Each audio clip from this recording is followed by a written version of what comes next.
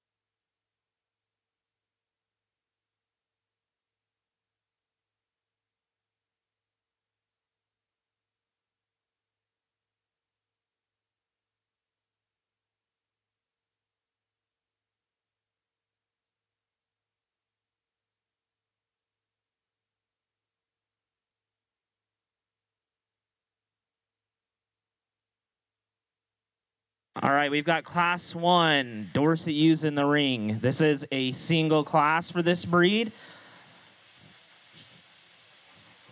We need our speckle-faced ewe lambs come up and check in with Brian in the holding area.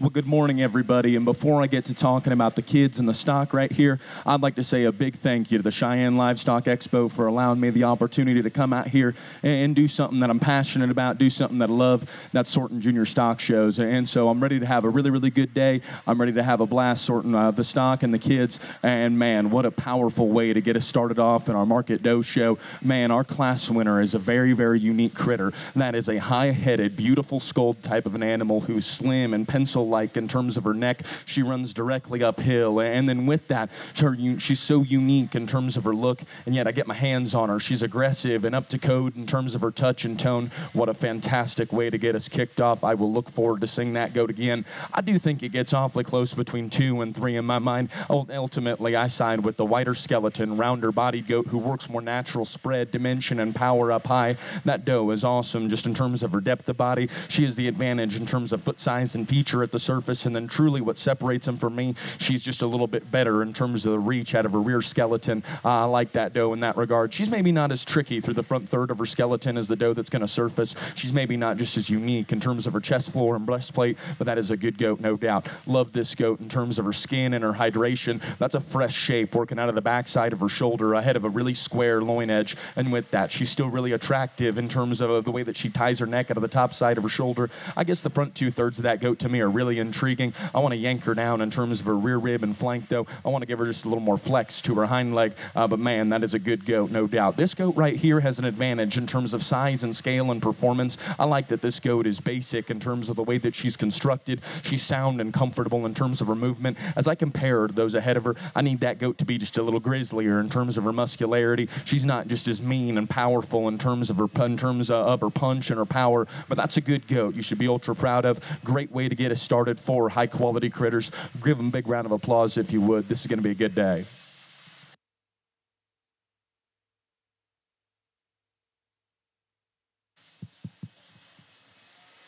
Well, good morning. Awfully excited to be here in Cheyenne and work through your sheep and your goats and work with your young people here over the next few days. What a way to get things started here in our Dorset class. And just one, so I think our champion in reserve will come out of this particular class. And I think a very, very interesting top trio of females that I think initial impression hit me very, very hard. But all three of them, I think, represent a lot of differences. I think at the end of the day, this view right here, you want to talk about, I don't care what color they are. They could be green or purple. That thing right there is going to look awesome standing in front of that backdrop over there. Her build and just the way her skeleton's put together, her height, the shoulder, her just shallowness in terms of where her sternum's at in relation to her underline progression. And then you want to step here and study one from the 3/4 angle and study her in terms of her progressional width. Extremely impressive, still fresh and awesome in terms of her touch and tone. I think at the end of the day, my biggest critic on her, I wish she wasn't a white sheep and maybe just wanted to get up here and go and just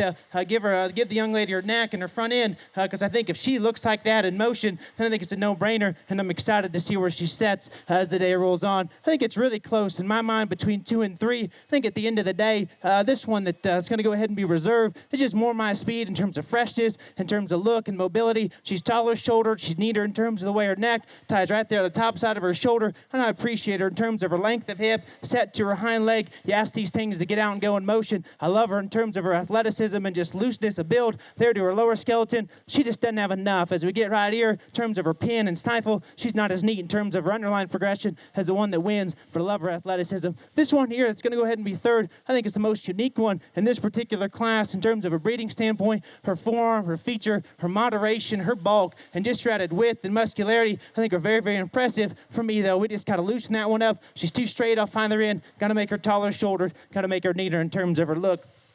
One here coming next is one propped up from the side, tremendous in terms of her look. She's tall-shouldered, love her in terms of her underline. I think another one's really fresh and good in terms of the way she feeds. Right there on the backside of her blade and her shoulder, really round and progressive in terms of her body. For me, though, she'll want to get just a little loose in terms of her spine. She's just protruding just a little bit there in terms of her breastplate.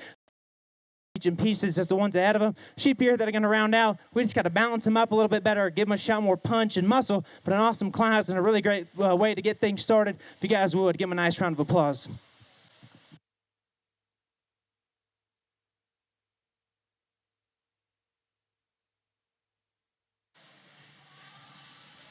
I need Class 3 market does to be making your way up to the holding area. All right, we need our Southdown breeding ewes to start getting up here and getting checked in. We're going in with our speckle face breeding ewes.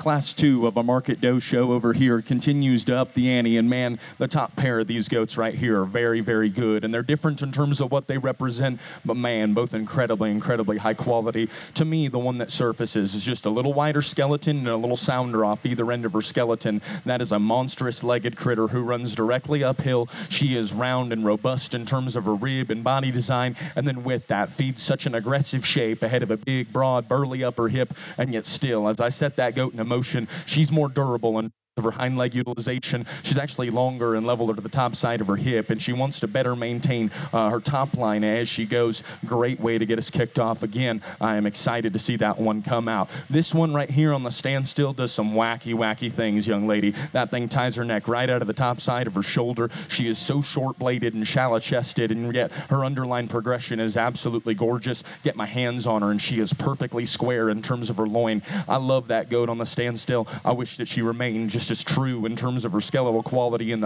is on the go. She wants to collapse in terms of her knee. She wants to deviate ever so slightly out of the backside of her shoulder, and what truly separates her from the goat ahead of her, she gets just a little shorter out of the top side of her hip and a little more discombobulated as she goes directly away from me. But young lady, that is an incredible goat that is presented to the absolute nines. I too look forward to seeing that one back out here. That is a good goat to be second. This one right here, the top side of this goat's skeleton is absolutely awesome. That is a big burly back shape that is awesome in terms of the turn to her upper rib shape. She is big pin, she is square loin, and yet still that goat runs directly uphill. That goat has the right kind of essence there from the side. I just wish that while she runs uphill, I wish her chest plate was just buried in her just a little bit more. She wants to get a little deeper there in terms of the base of her breast. She wants to get a little more prominent to the base of her shoulder. She's not nearly as elegant in terms of her neck length and girth there to her neck, but man, that is a good goat that has a lot of muscularity and a lot of power. This goat right here, I thought of the remainders was just the next one that came closest to emulating that show ring caliber look. She's the soundest of the remainders,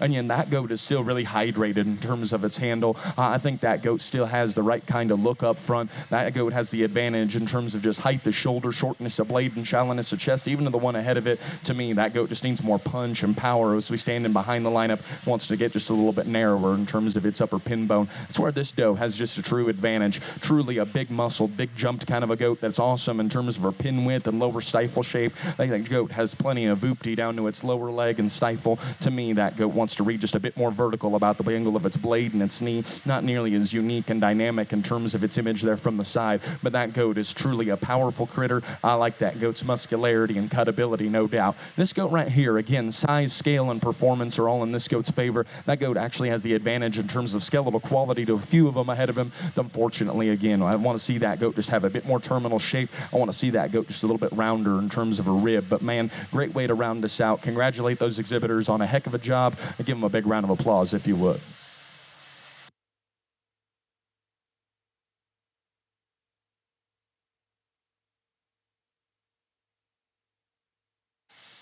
Another awesome class here on our U side, and again, I think one that just a dominant kind of a class winner. In my mind, just so hard to poke a hole in.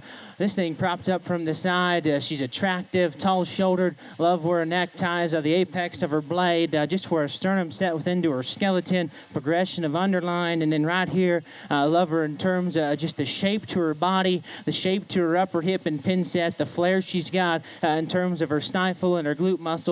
I thought just an awesome place to go ahead and start. I think it's a really tough decision right here in 2 and 3, as I think both these are really different. I think the longer we study and the more that I just try to break them down and ask myself, I think which one's a little farther reaching, which one I think just reads a shot more genuine. I think that's the young lady's sheep right here. This thing up high is impressive. There's probably not a bigger, broader backed one that's rounder in terms of their body than this particular ewe. Just for me, as we get right here to this view, she's just too hard in terms of her flank. If we can get her belly to drop or pick her up in terms of her sternum just a little bit, make her underline just a little bit more unique, I think maybe the top pair can get close really too, because you watch this thing come at you. She's pried apart in terms of her chest and knee. She leaves you square and opened up to the surface, and then she is so impressive from her loin forward in terms of her shape up high and her body. To me, we just got to balance that one up just a shot better, give her just a shot more pin to match the extra bulk she's got right out of the back backside of her blade, but I thought she was more genuine than the ewe here coming next. This one right here in motion I absolutely love in terms of her cadence and her presence. She is high-headed and neat-looking. I love her in terms of her head. She's big in terms of her feature down low and loose constructed. You get right here, though, and that used just the flattest of the initial top trio in terms of body, in terms of shape, and in terms of muscle. She comes at me too closed up, leaves me too closed up, and for one that's as neat-looking and high-headed and motion, you get her propped up right here. She's probably the lowest there at the point of her shoulder, but there's pieces and parts in that one that I really, really like. You just want to put a blindfold on and talk about shape and compositional correctness and hide quality. The young man's sheep right here was tremendous. She is a big pin. She is juicy behind in terms of her stifle and her lower leg shape. And propped up from the side, she gives you a really good look. She's shallow, tall-shouldered, neck ties where it needs to. Just in motion, she's too long in terms of her shank. She'll throw her hind leg underneath of herself and just read a little hard in terms of her lower body. But there's pieces within that one from a muscularity standpoint that I think are really high quality. Young lady here is going to round out her top 5. She's doing a bang-up job getting this one shown and presented. Stout featured. Love her in terms of just her bulk there to her rib cage and the shape she's got up high. We just got to make that one just a shot fresher over her full rib. Make that one just a shot neater looking. But a really nice class. If you guys would, give them all a nice round of applause.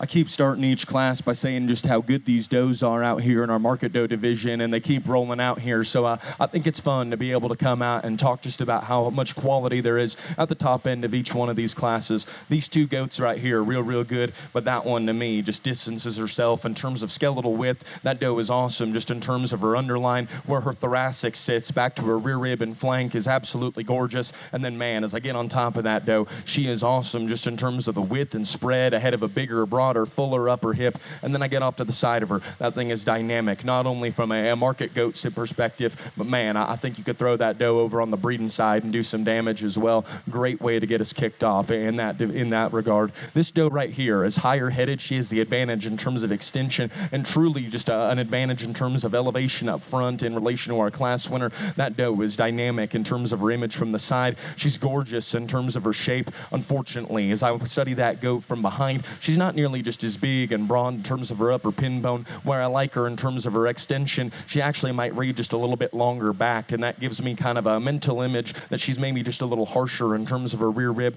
And then between our class winner and this goat, I just wish this goat was a little sturdier in terms of the usage of her hock. But man, I think that's an incredibly high quality goat with the right kind of shape and look from the side. I think that's a great second place goat for us, no doubt. This goat right here, I thought it was challenging between 3 and 4. This goat to me is a little rounder ribbed, a little truer in terms of her foot size and feature at the surface, and that allows for her to have just the advantage in terms of product spread and mass up high. That goat is really bold in terms of the turn to her the upper portion of her body. With that, she's maybe pushing just a little extra chub. She is just a little softer in terms of her body wall. She's a little plainer and deeper to the base of her chest and a little thicker in terms of the girth of her neck. But man, that goat has a lot of power. That goat has a lot of roundness of rib. This goat to me is probably just a little trimmer in terms of the way that she's assembled about her forerib. She is just a little higher in terms of the way that she ties her neck out of the top side of her shoulder. And the true advantage in my mind is that she's just a little longer out of the top side of her hip. To me, while I like that goat in terms of her image better than the goat that would end up in third, she needs to be bigger in terms of her foot size and her feature. I set that goat into motion, and I just want to see that goat relaxed about the angle of her shoulder and knee. I want to see that goat just a little more comfortable and stable in terms of her movement. But man, that is a good goat, no doubt. Painted up goat that's going to round us out. Man, one that I really enjoy from a foot size and feature aspect. I get my hands on that goat, and she's actually surprisingly square in terms of her loin. She's awesome in terms of her jump muscle. Again, as I compare her back to those ahead of her, she needs opened up in terms of her forerib and her mid-body. I want to see that goat leave me with more terminal shape and merit. But man, that goat has a lot of positives. One I'd be proud to drag around myself. Congratulations to those exhibitors. Awesome job. Right, we need our first and seconds from those first couple of market doe classes to check in with Pam. On the sheep side, we need class 4, our first class of naturals, to come check in over here in the holding area with Colton. I'd like to take a minute to introduce our market goat judge. He'll also be sorting showmanship after this. Mr. Nate Brookshire. Nate is from California. He now resides in Champaign, Illinois. Nate attended Lakeland College and Western Illinois University, where he competed on the livestock judging team and obtained a degree in ag business. He then pursued a master's in ruminant nutrition at the University of Illinois and is now the livestock judging coach and an instructor. Nate enjoys judging stock shows, raising club lambs, and spending time with his family and friends. Let's thank Nate for coming here and helping sort through our goats today.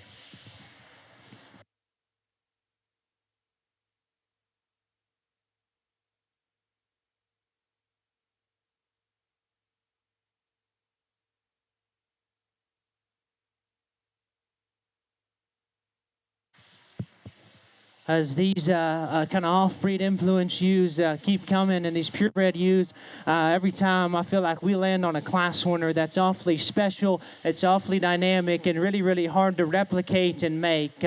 This thing right here for a Southdown, what she can do and some of the pieces that she has are very, very hard to do.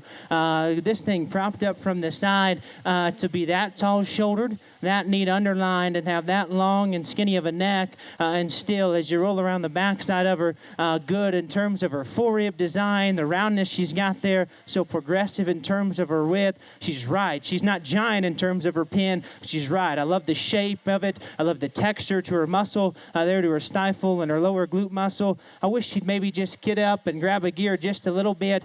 She wants to be just a little almost lackadaisical in motion and just a little slow. I think if we could get her to grab a gear and just get her to spook and get her to look like this in motion in terms of how unique she presents herself up front, then I think we've got one that's tremendously special. I think still very, very high quality, very, very hard to replicate. Looks high end, looks high rent, and looks expensive. That's the kind of livestock that we're going to go ahead and land on. Young buddies right here, you've got a really, really good sheep. She is awesome down low in terms of her structure. She is big formed and stout footed, and she is so loose built. I love her in terms of just her looseness and her mobility down low.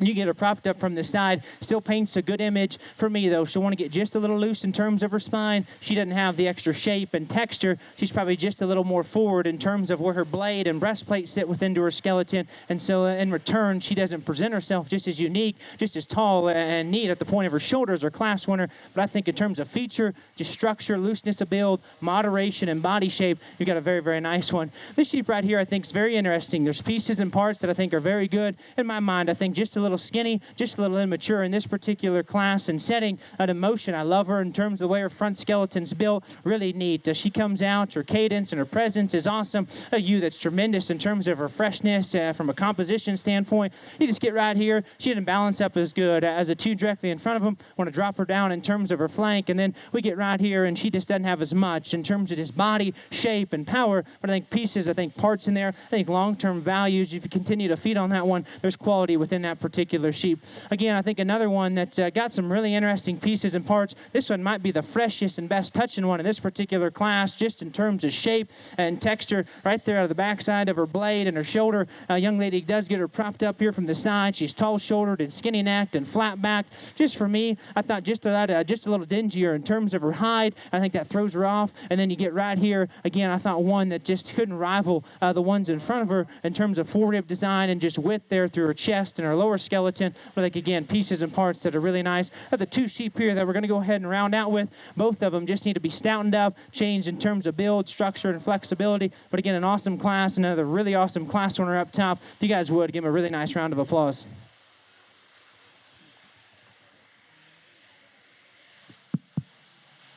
Get into our Market Doe Division Drive, and man, what an incredible set of livestock that we have in front of us. And man, I always like to try and break down each one of these drives. I want you guys to know my thought process as well, but I am really, really stoked about the front lineup. I think the seconds are very, very good as well, and I think there's actually goats that maybe didn't make it back out here that still have a ton of quality.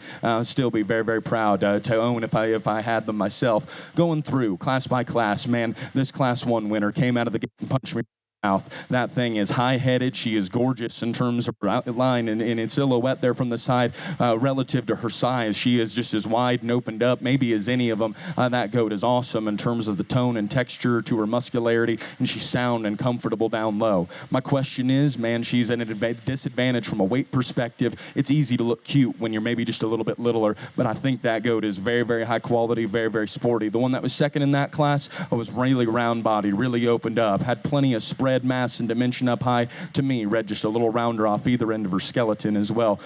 This goat that came out of class 2, man, again, that thing just comes out here and kind of says, hey, Nate, wake up. We're here to play. Man, that thing is monstrous in terms of her foot size and her feature. She is gorgeous in terms of her presentation. That thing is bar none the freshest and the most up to code in terms of the touch and tone out of the backside of her shoulder. And then as I set the goats to lead, man, that one is just as sound and comfortable in terms of her skeleton as any. She runs directly uphill and has that, high quality, high rent image from the side. I'm a big, big fan of that one. The one that was second in that class, maybe just a little more closed off in terms of her knee, maybe not as long and level out of the top side of her hip, but again, a really square loin edge, one of them who is real heads up and short bladed and shallow. I'm a fan of that goat as well. Our last class, man, I said that goat is just an incredibly high quality creature. She came through. She is real round. She's maybe just as wide skeletoned as any of them, and yet she's still comfortable in terms of her skeleton. She's still maternal in terms of her image, but yet has the right kind of muscularity and power up high. I guess as I get critical on that goat, she maybe wants to get just a little lackadaisical out of the backside of her shoulder.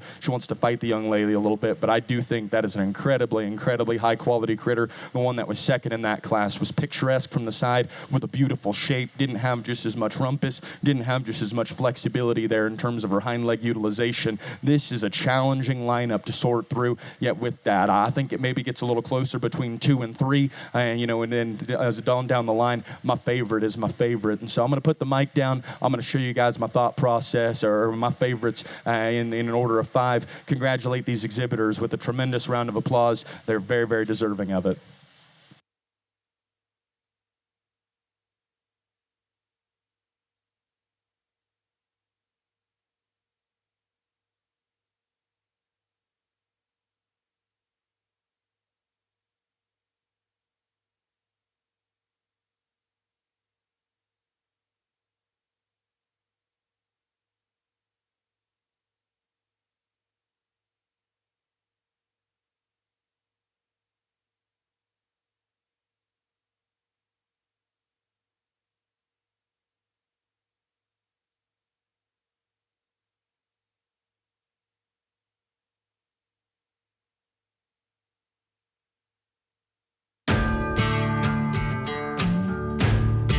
All right, we need Class 5 natural breeding ewes to come up and check in the holding area. Class 5 natural breeding ewes, come up and check in the holding area.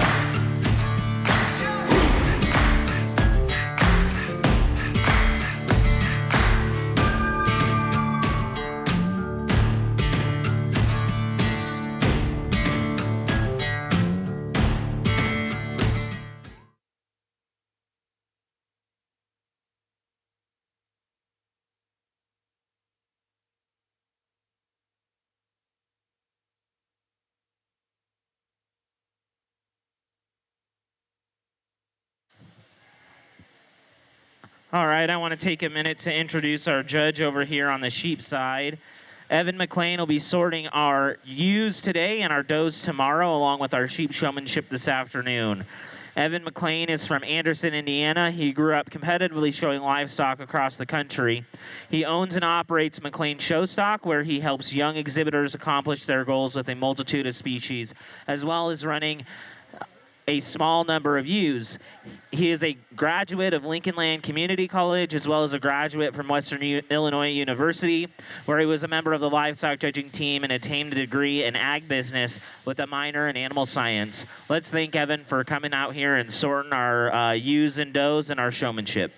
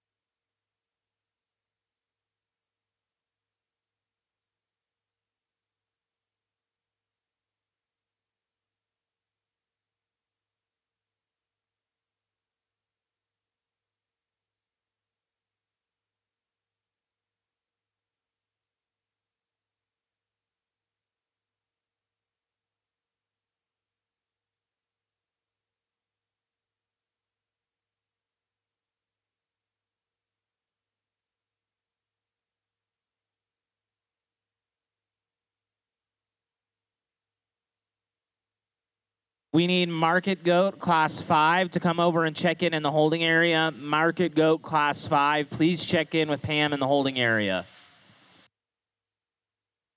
We need Class 5 natural breeding ewes to check in the holding area with Colton.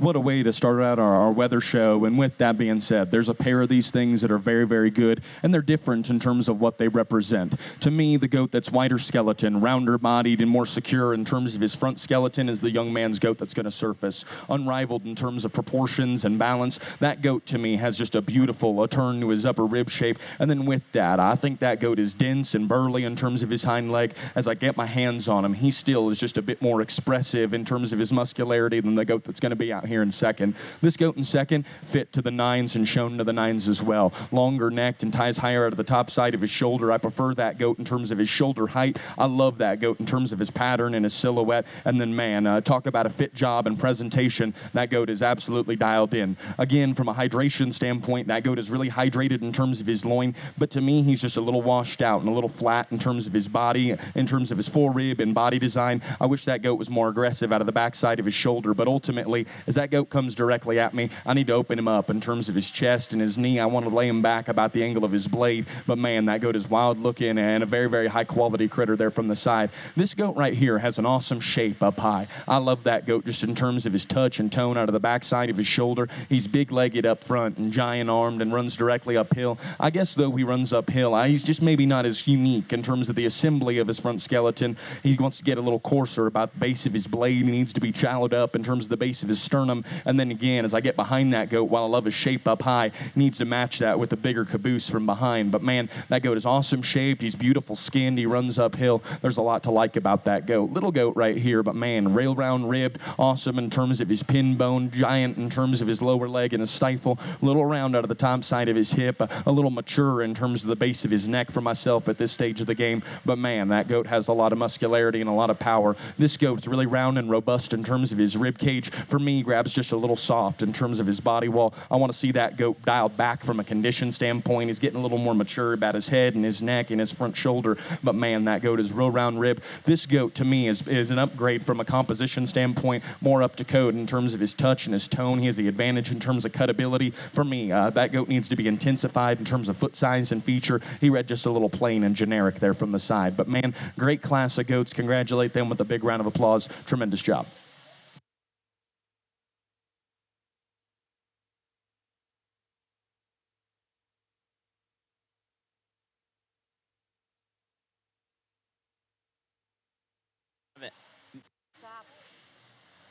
We need Millsap to the holding area. Millsap to the holding area in the Junior Market Goat Show.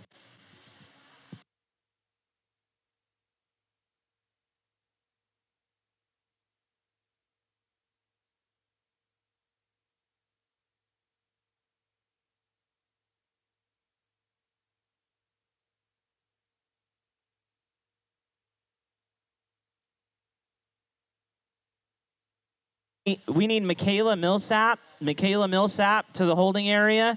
Your class is about to go in the ring for the Market Goat Show.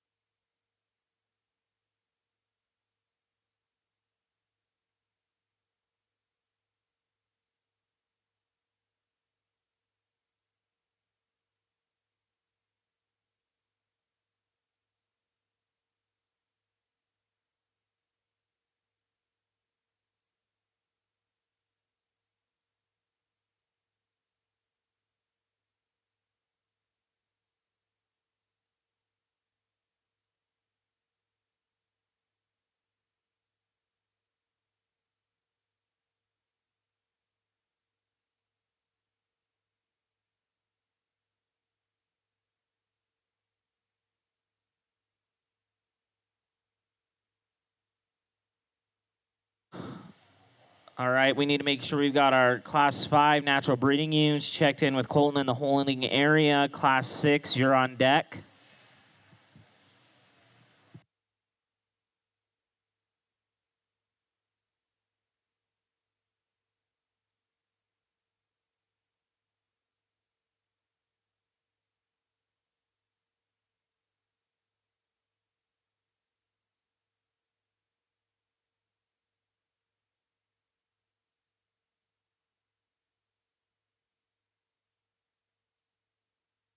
Class 6, come up and check in the holding area with Pam for the Market Goat Show. Class 6, check in with Pam.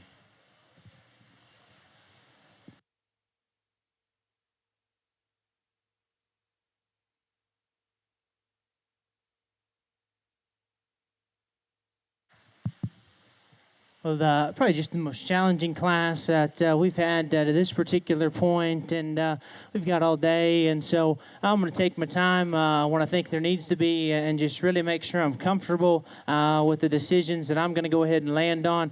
I think all three of these here on the top end, and I really like the one there in 4. They all represent a lot of differences. They each kind of come with something that I like a lot, and so just trying to outweigh the negatives and the positives. And I thought push comes to shove, young man's here up front, I thought just kind of blended and encompassed, the rest of them into the closest package. She's really stout down low.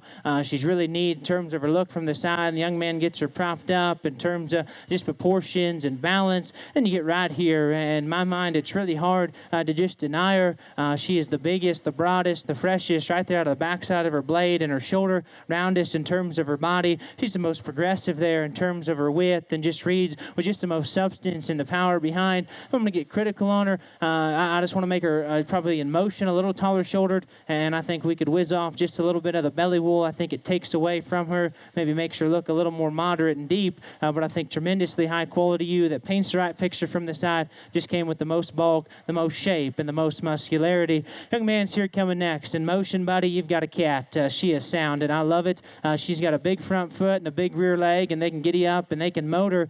And an initial impression, that one coming in the ring, she'll hit you real hard. She's skinny neck, she's flat backed, and just awesome in terms of her design. But I think the longer you here and the more you study her and you put her in relation to not only the sheep on either side of her, but even this one right down here in 4th, she's just the deepest up front. You want to study livestock from chine to chest, she's the deepest there in terms of her body, and I just didn't think probably just read with the same shape, the same contour and roundness there to her cage and body as the one directly in front of her. But I love her looseness of build. I love just how sound and flexible she is. This is probably just the problem child for me, because there's times that I get a really good view of this one, and I think it's a no-brainer just to call her the wicked-looking, tall-shouldered, wild underlined one that's awesome in terms of shape and composition. And then there's times that I think she'll kind of fall into too many pieces. She'll get just a little weak right there in terms of the backside of her spine and her loin edge. We can hold that up. And then as you get right here, I love her progression of width. I love the shape, just how big she is there in terms of her upper pin, the flare she's got through her stifle and her lower leg.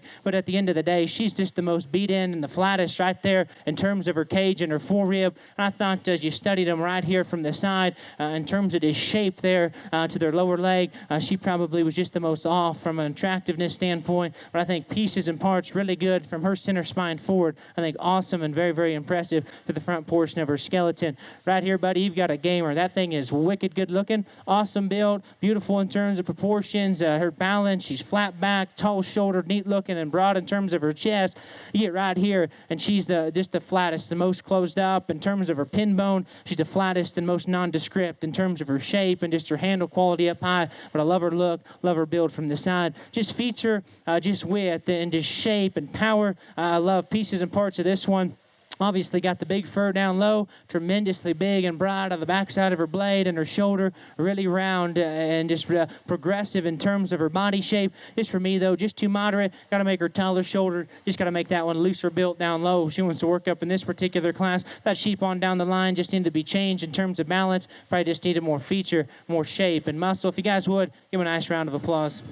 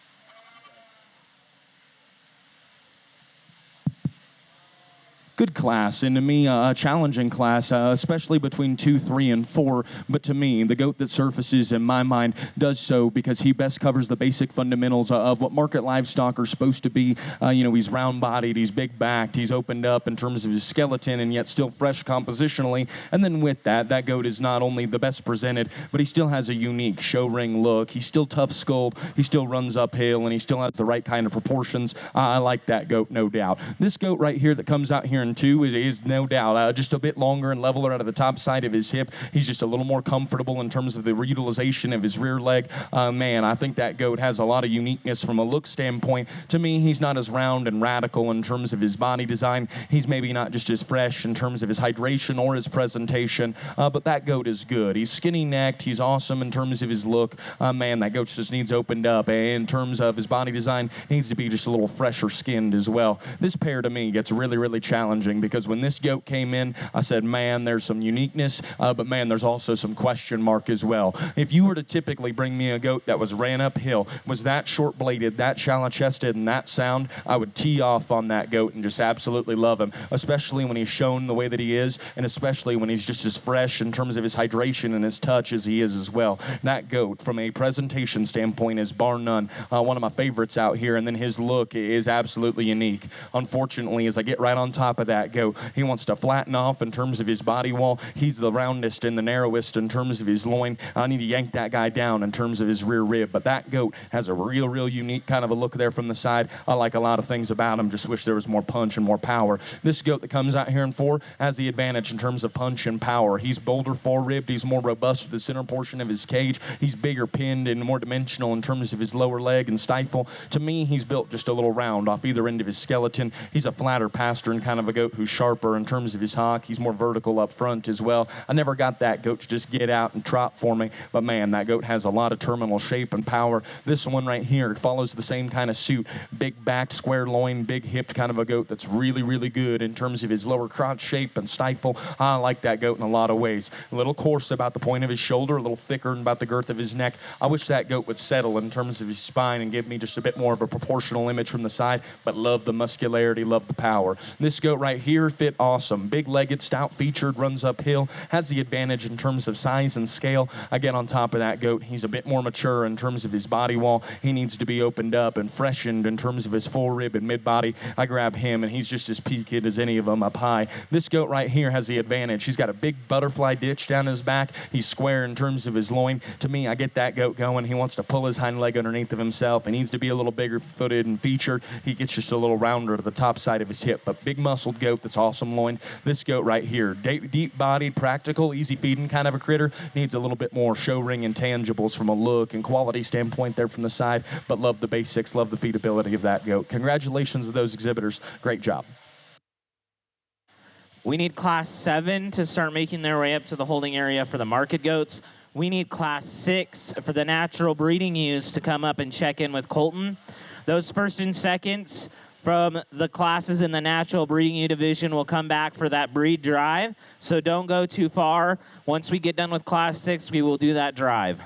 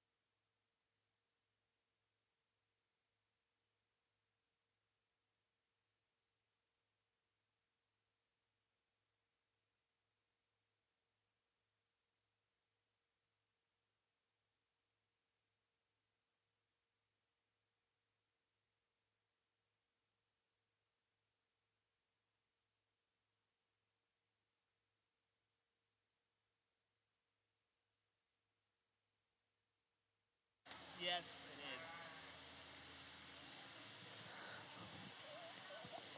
is. Again, we wanted to thank everybody for coming and exhibiting here over the last couple of weeks. We've had a lot of cattle coming in, and then we had a great set of these sheep, goats, and hog exhibitors bringing us really good livestock. We wouldn't be able to do it without you. and we wouldn't be able to do it without some of our volunteers. So we want to thank our board of directors, Pam Freeman, Chairman, Jefferson Keller, Vice Chairman, Scott Vetter, Dylan Freeman, Mandy Weber, Justin West, Krisha Geffert, and Whitney Darr. So thank you to those individuals for helping volunteer and helping put this show together. We couldn't do it without them.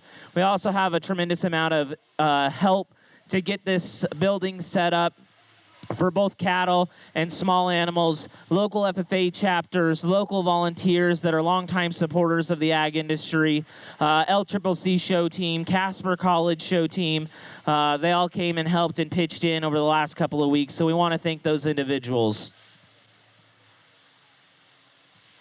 I also wanted to take a moment just to thank some of our sponsors. We've got Tall Grass Energy. They're a grand champion level sponsor. Visit Cheyenne. Cheyenne Kubota, they've generously let us borrow 2 skid steers and 2 small tractors over the last several weeks to move equipment, move shavings and bedding, move pins in and out of here. Those have been a tremendous amount of help. Tenco LLC, Ryan Weber, he donated his time and some of his equipment, a front end loader, a side dump, to help us move chips in and out of the building over the last couple of weeks. So we really appreciate him. Equipment Share, their grand champion level sponsor, they've provided us with power equipment and generators to allow us to provide electricity to our exhibitors in the building here. And then lastly, we want to thank Pine Bluff Distilling. Pine Bluff Distilling has been a sponsor for the last 5 years. They've been big supporters of our event. Chad is one of the owners of Pine Bluff Distilling. He's over there slinging drinks today, so go stop by and visit Chad. The parents of our champion in reserve in each of these shows today will receive a bottle of whiskey, custom labeled with Cheyenne Livestock Expo whiskey that we picked a barrel out there with Chad. So we understand parents put a lot of time and energy into these projects along with their kiddos. So we wanted to do something special for those parents. Those grand champions and reserve champions will be getting a bottle of Cheyenne Livestock Expo whiskey.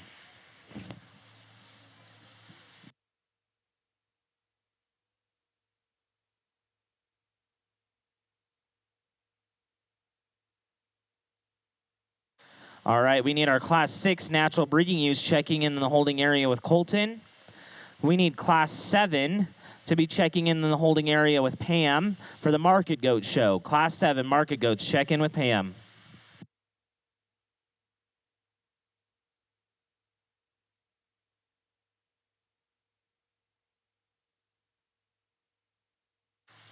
Well, after our class winner, I think this class is really, really hard to kind of manage and put together. I think very logical place. Go ahead and start. It's impressive that one can look like this from the side, and then you roll around to about right here, and yeah, it's just impressive to be that big back, that round-bodied, and that ginormous in terms of her upper hip and pin sets, and yet still manage to be ladylike, attractive, and neat from the side. I thought just a very, very logical place to start. Obviously, she's not perfect. There's going to be people that throw stones at her, but at the end of the day, when they picture like that and come with that much punch, it's pretty hard not to label them a class winner. That's a really nice place to start. Like I said, after that, I think it is tremendously, tremendously challenging. I think there's even sheep down there in 6 that can sit within this top 5 and maybe work up pretty high within this particular class, depending on where you lay your priorities. I guess this sheep, man, she just kind of right here kind of just hits me. I think another one that from the side paints the essence and the picture that I'm after in terms of her height, the shoulder, in terms of where her neck ties, and just progression of underline.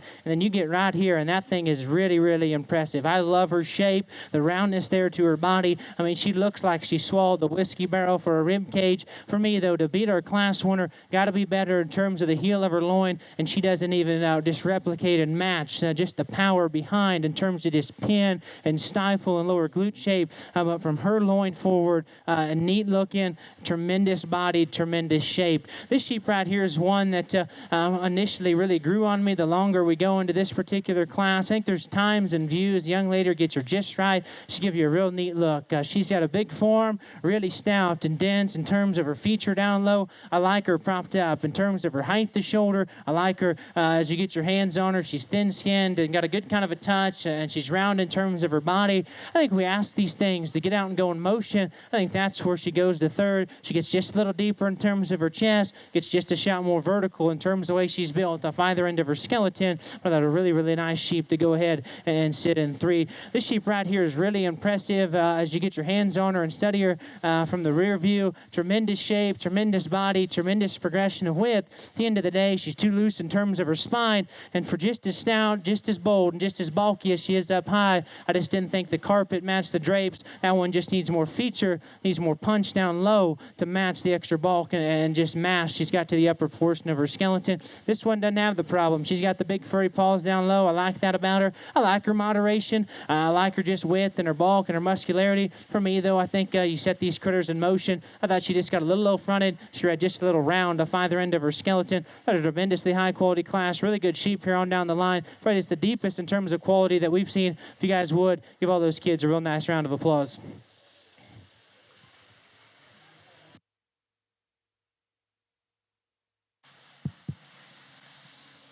Another really good class on my side of things. And again, there's been some challenge just in terms of these things being really, really good and really unique, where we're going to get this nitpicky or start to break these things apart. To me, the one who combines the most skeletal quality and along with just being as unique as any of them from a silhouette and pattern standpoint is the young ladies that's going to surface. And then on top of that, he's also the freshest and the best in terms of his progression of width. He's as big and broad about his pin bone as any of them, and then awesome in terms of his back shape. But man, that goat wins because he is the most angular off either end of his skeleton, the most comfortable in terms of his build and balance, and then with that, he is the best in terms of his skeletal quality down low. Great way to get us kicked off. These two goats right here get ultra challenging, and that's because I love this goat, but he scares me in some spots. That goat from his forerib back is just absolutely grizzly in terms of the touch out of the backside of his blade. He is so fresh in terms of his body wall. He is so square in terms of his loin, and then his pin bone is absolutely giant. That guy is monstrous in terms of his muscularity, and yet he's short-bladed and shallow-chested there from the side. Unfortunately, as I work from his forerib forward, he's pretty masculine about his head. He's more vertical about the angle of his blade and knee, and subsequently, he'll tie his neck just a little bit lower. I wish that he was more youthful and juvenile in terms of his head. I wish I could reconstruct him really off either end of his skeleton in terms of his build, but man, that goat is just runs uphill. He is big-backed. He is awesome in terms of his blade length. I like that goat in a lot of ways. This goat right here corrects him. This goat is sounder and more comfortable in terms of his skeleton. He's athletic. He's built awesome. He's bigger footed and stouter featured and better in terms of his chest shot. To me, he's read just a little flatter in terms of his body wall. He is just a little rounder out of the top side of his hip. That roundness out of his hip allows for him to reach and grab with more flex and comfort down low. I just wish he had a bit more muscularity. I wish he had a bit more punch. But man, that is a good built, high quality critter again, presented to the nines. Stopped and parked, man, we're cooking with grease right here. High-headed, tall-shouldered one that's short-bladed, shallow-chested, and has a gnarly back shape. Unfortunately, as I work back from that back shape, he'll get just a bit more peaked in terms of his loin. He's no bigger in terms of his pin bone than he is his back, and as that goat goes away from me, he needs reconstructed in terms of his hind leg. He needs to have more flex and comfort, and then he wants to get just a little bit narrower in terms of his twist and his lower stifle shape. But man, that goat's front third of his skeleton is awfully intriguing. Round, radical ribbed goat, and I love his skull. It's tough, it's burly, it's dense. He's got awesome foot size and feature. He's got a big back laid into him, and yet he's still round and radical in terms of his rib. His spine will want to reach for the sky just a little bit. He'll want to get just a little coarser in terms of the base of his blade, but that is a terminal driven goat that has a lot of rib and a lot of terminal product and a lot of shape and mass. This guy right here is a similar story. Big pin, round ribbed kind of a goat that is big back. To me, I read him just a little plain. I read him just a little chubby in terms of his body wall. Read him just a little coarse about the base of his shoulder, but I loved his muscularity. I loved his feature. Young lady has an awesome presented goat. To me, he read a little round out of the top side of his hip. He wasn't just as opened up in terms of his pin or lower stifle shape, but the young lady's done a great job getting that goat shown. Awesome presented kind of a critter that has the right kind of look from the side. Sound, comfortable, practical goat. Needs to have a bit more terminal shape and merit. Needs to be just a little shorter bladed and shallower chested, but that goat is really, really sound and still has the right kind of rib cage. Congratulations to those exhibitors. Awesome job.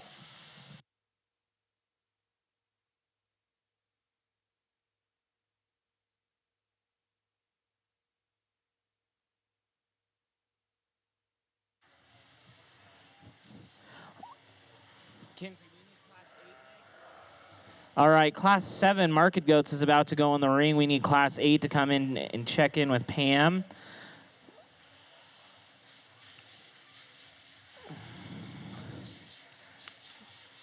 Sorry. Before Class 8, we need those first and seconds from the first 4 classes of the Market Weather Division to check in with Pam for our lightweight Market Goat drive. We need our first and seconds to come in and check in the natural breeding ewe divisions so we can do our natural breeding ewe drive. Again, if you've got family members that weren't able to join us this weekend that want to watch the show as we work through these today, our friends at Ringside Live, Laddie and Landry, are streaming it for us. The U Show is streamed live on Ringside Live's Facebook page. You can find the Market Goat Show streamed live on the Cheyenne Livestock Expo Facebook page. So tell them to head to those Facebook pages to find those shows and watch live as these kids show their livestock.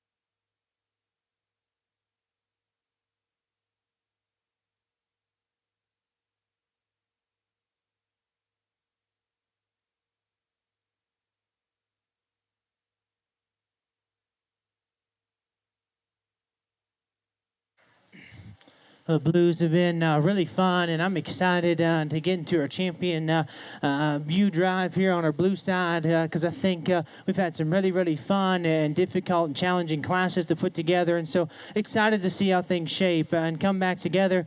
I think like our last class, after a class winner, I think there's some discussion, some things you can do different, but I think this one's got to win this particular class. She comes in, and I just love this thing in motion, stout featured, loose constructed in terms of the way she's built, the setback there to her blade and knee, length of hip and range of motion to her hind legs, absolutely awesome. In my particular mind, that's probably as good of a touching one that's came to the ring to this particular point in terms of her hide quality, in terms of the shape and the edge and the texture she feeds with out of the backside of her blade, and then the contour, the roundness to her body is really, really good. Is she just the juiciest one in terms of her stifle and right there in the seat of her pants? No, but everything matches, everything fits within to her skeleton. That's a very, very nice one to go ahead and win this particular class.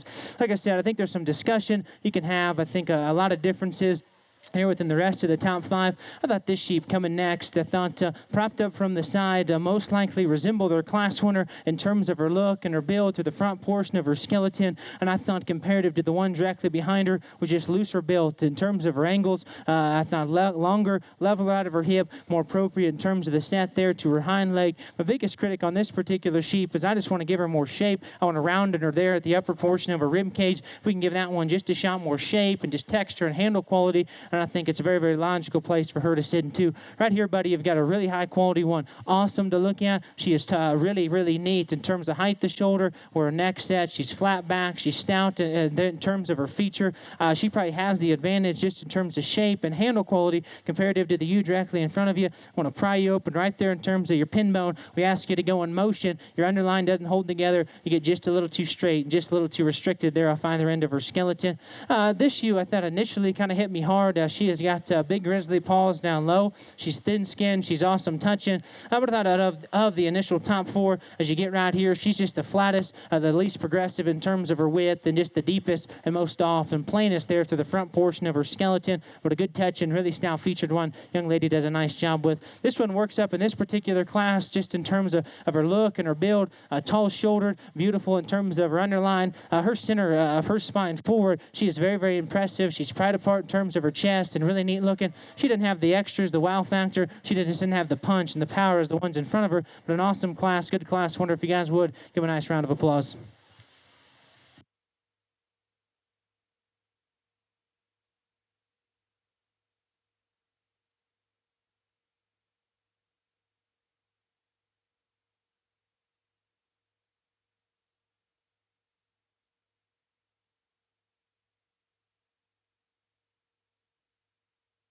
All right, we'll be bringing back our first and seconds here in the natural division to select our champion natural breeding ewe.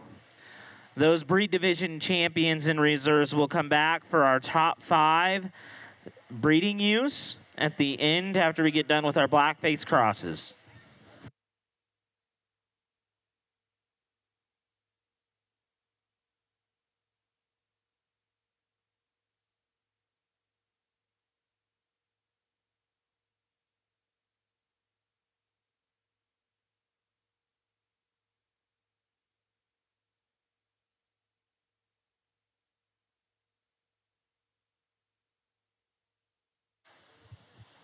All right, our natural breeding ewe division drive is in the ring. We need our AOBs to come over to Colton and check in. Our registered AOBs need to come over to Colton and check in.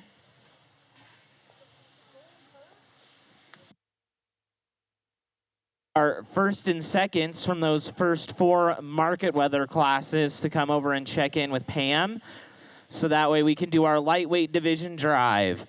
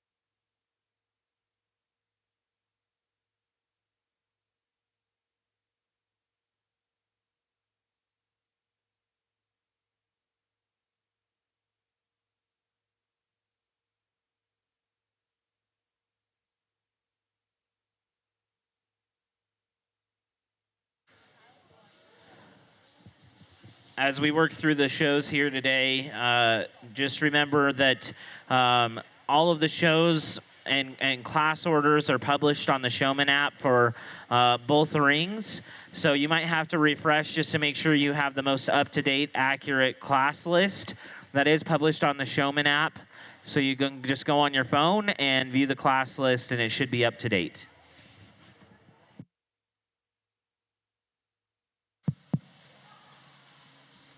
first things first, great class. And man, if you ended up in this class, if you ended up in this top 5, I do feel for you maybe just a little bit, because I do think there's a couple of these goats in here that if we were to run them in a class or two that were just a little bit different, I think they would be very, very competitive in there as well. I also think, before we get to talking about our class winner, we have to make a statement about that goat. Is he just the biggest and gnarliest in terms of his hip that we have seen today? No, he is not.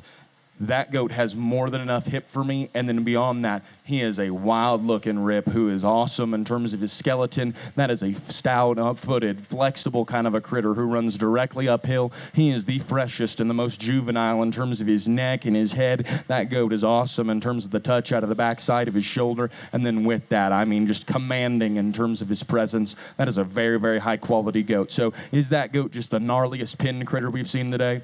No, he's not. But man, that goat has more than enough pin for me. That goat is very, very good. If you want a pin bone, you want stifle shape, you want muscularity, man, that goat in second is a monster. He is big-backed. He is creasy. He is awesome just in terms of the shape and dimension out of the backside of his blade. He is awesome in terms of his lower leg and his stifle. That thing is big and monstrous in terms of his foot size and his feature, and yet he still remains proportional and balanced there from the side. For me, he's a little coarser at the base of his shoulder. He's a little quicker in terms of his step in relation to our class winner, but man, that is a high quality goat that has a real round rib cage, a real big back shape as well. This goat right here is very, very similar, and actually might be just a tick cuter at the base of his sternum than the goat ahead of him. That goat is fresh shaped, he's high catability, he's square loined and big pinned. Again, I like this goat from a presentation standpoint, and standing there, I think he gives them all a run for their money. I get him in motion, I want to relax him about the angle of his blade and his knee. He'll get a little tighter there in terms of his ankle. Man, that goat has a lot of high quality things going on right there.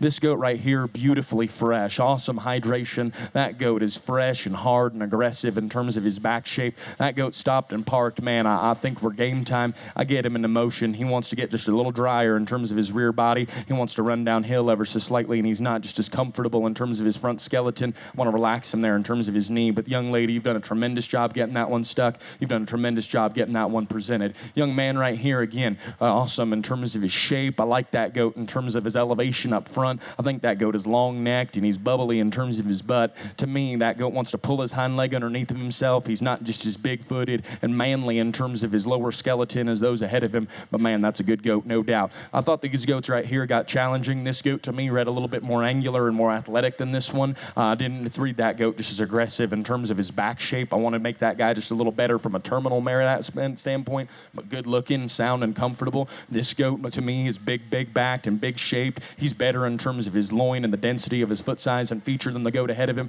I read him a little deeper, read him just a little more vertical off either end of his skeleton, but I love the terminal merit. This goat, awesome presented, young lady. They've back-to-back you 2 classes now. You've come out here and presented these goats incredibly good. They're sound, they're comfortable. They need to be a little bigger pin for me. They need to be a little rounder ribbed, but man, awesome looking. This goat right here, picturesque from the side, needs more punch. He's just a little peaked in terms of the top side of his skeleton, but sound and awesome in terms of his look. This goat right here, I thought awesome spine. I thought beautiful in terms of underline balance. I get behind that goat. He needs opened up in terms of his full rib, his mid body, his loin, and his upper pin bone. That goat has a little bit more muscle than we're cooking with grease right there, and I truly do mean that. These 2 goats I thought were very similar, practical, easy feeding kind of critters. This one to me had a little bit more uniqueness in terms of his head and neck assembly. This goat to me had a little more rear depth in terms of his rear rib and flank. 2 very, very good goats to round us out. Give them a big round of applause. Tremendous class, a very, very good set of exhibitors.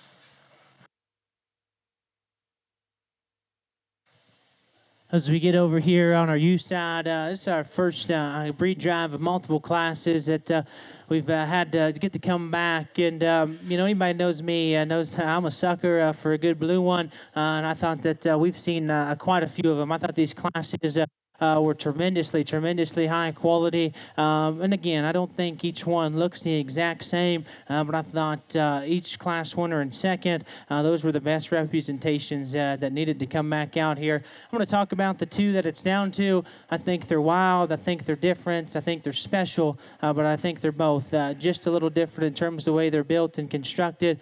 Young lady here out of the second class, this thing, when she gets her stuck and propped up from the side, she's got the skinny neck neck, tall-shouldered, short, tiny blade.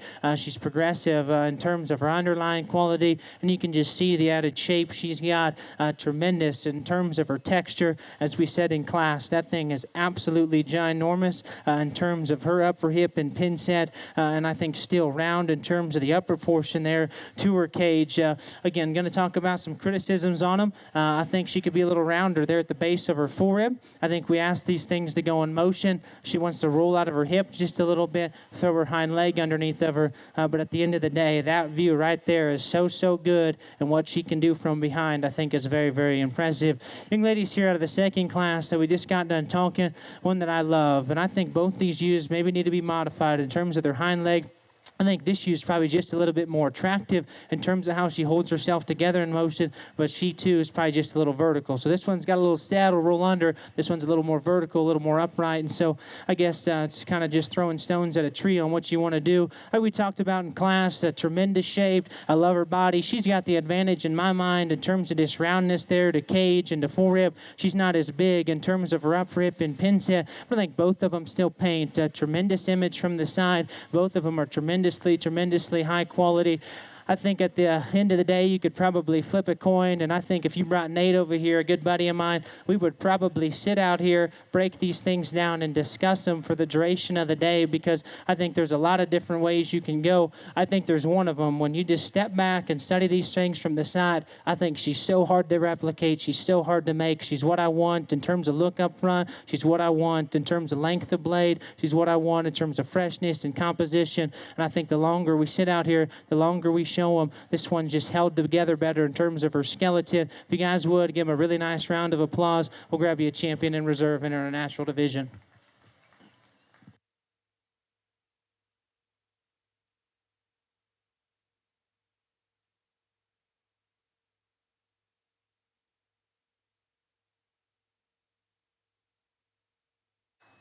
All right, we need our registered AOBs to go over and check in with Colton. Our first class will be registered Shropshire, and then we've got 3 registered Hamps.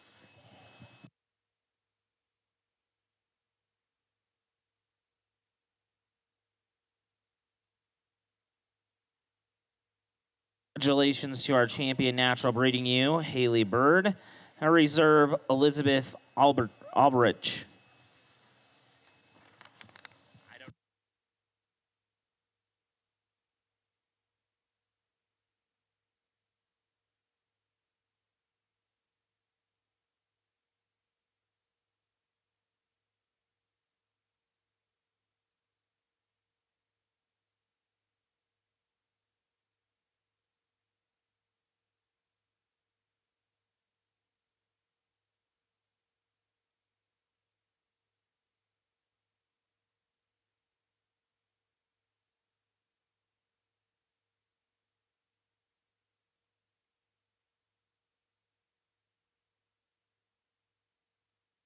Then you don't have to worry about getting results or anything. So. Man, the market does this morning were really fun, and we get into our lightweight division of market goats, and I think it's equally as fun. And I think there's a big variety in terms of what's been thrown at us so far. Some classes, I felt like we've had to maybe pay just a little bit more attention in terms of the market fundamentals of body shape and build and spread. Other classes, I think I've had the ability to go out there and say, man, this one looks like a very unique, high-end, critter that can go on from here. And so that's what I think's been fun. I like to say, I think all the goats on the front side of things have muscularity and power. I think they've all been really good presented. And then with that, I like to say that they're sound and they run uphill. And so that's been really fun for me in this first division. I hope we can maintain that throughout the day. Again, going to let you know what my thought process was. I thought class 1 was absolutely dirty. I thought there were 2 goats in there that were different in terms of what they represented. I sided with a goat who was just a little wider skeleton and a little rounder body, yet still had that proportion, the balance, and the look that I was after. That goat is tough-skulled and short-eared. I like that goat just in terms of his foot size and his feature. And as I get him back out here, he's still one of the more unique goats that I think has a lot of value. That one in second, man, it's hard to turn him because he is just so high-headed. He is awesome presented. He runs directly uphill. In relation to our class winner out of that first class, he wasn't just as manly out of the backside of his shoulder. He wasn't just as good in terms of his knee. But, man, that was a very good class. Class 2, I thought, was just a little bit more challenging, and you had to keep your priorities in check. This goat right here is fresh presented. He's big back. His texture is awesome, and yet still he's proportional and balanced. I thought that when in that class he was just the manliest and the burliest and the best in terms of his upper turn to his cage, and yet he still looked like a show goat. One that was second is probably a little longer hipped and a little more coordinated in terms of his hind leg. To me, I didn't think that goat was nearly as fresh presented or just as round in terms of his rib. Class 3, man, I thought that was a good goat that won that class. He runs uphill, he's proportional, he's big backed and shapely. I think that goat is awesome in terms of his outline and his silhouette. To me, as I get out here, is he just a little round out of the top side of his hip? Is he a little sharp there in terms of his hock? He is. But again, I think that goat is very, very good. The one that was second in that class is burly and ripped up and big shaped. To me, he was a little straight and a little mature in terms of his head. And then this last class, I had to clarify that the goat that wins this last class isn't the biggest pinned. But man, he is so sound. He is so comfortable. He looks like a show goat out here. And then he's presented to that same degree. I think he's just a very, very high quality critter. The one that was second in that class was just absolutely bubbly in terms of his shape. He is big backed and yet still proportional. Wasn't just as sound, wasn't just as far reaching. Ultimately, I think it becomes a 2-horse race out here. I'm going to keep 3 of these things back, or we're going to go and get out a top 3 out of this division. And man, I do think it becomes incredibly, incredibly challenging. I'm going to put the mic down. I'm going to go get you guys my 3 favorites, but congratulate this group of exhibitors right here on just an absolutely tremendous job.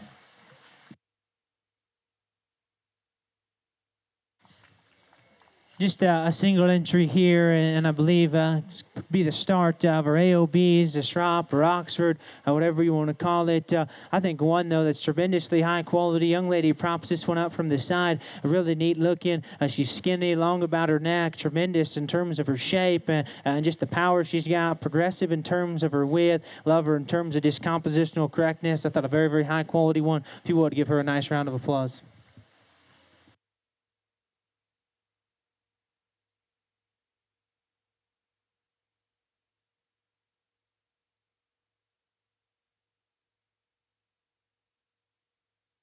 A champion registered AOB breeding you, Rankin Nelson.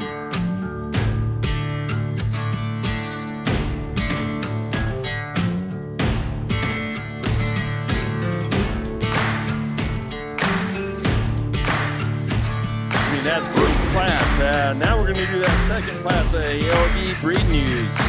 Registered AOB breeding news in the ring right now.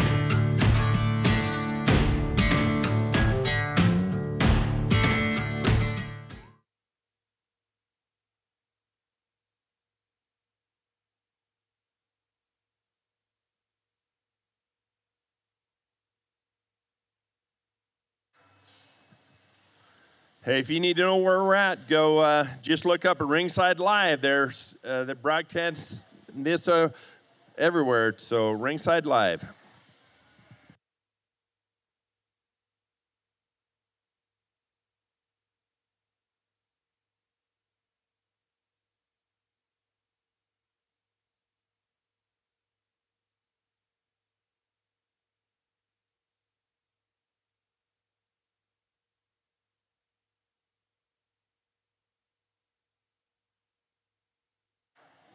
Hey, Nate's getting ready to evaluate Class 8 Market Weathers in the Goat Show. Class 8 Market Weathers.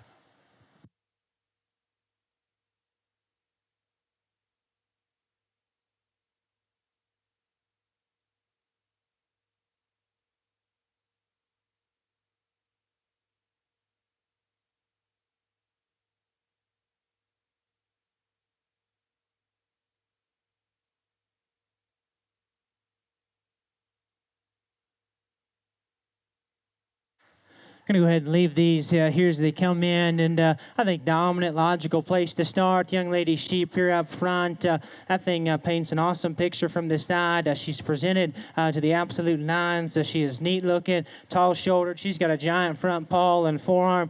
She is short bladed and skinny necked and flat backed and just so neat. As you ask her to get out and go in terms of her flex and comfort, is she just the most overwhelming one that's walked into the ring to this particular point in terms of this bulk, in terms of width and shape and power? Absolutely not. But it's so hard to deny that one when she looks and presents herself like that one does from the side. Not a very, very logical place to start.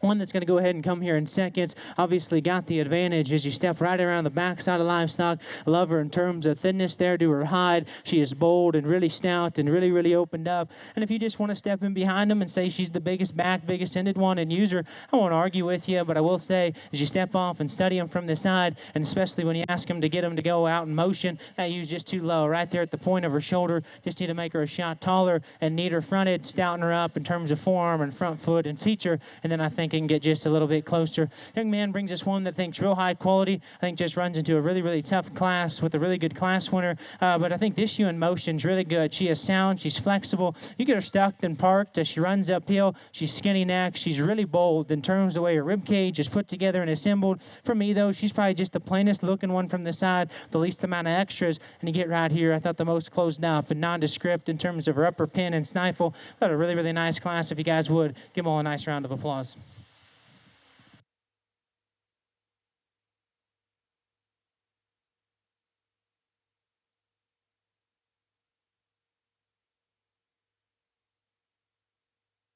Registered AOB breeding ewes. First, Corbin Klassen. Second, Lakin Rookstel. Third, Cy Blessing. We're on the champion AOB registered breeding ewe. Let's catch up on that lightweight division in the Market Go show. Mr. Nate selected Zane Richardson as lightweight champion. And then we'll go clear it down to the Class 7 to Brooklyn Jarowski.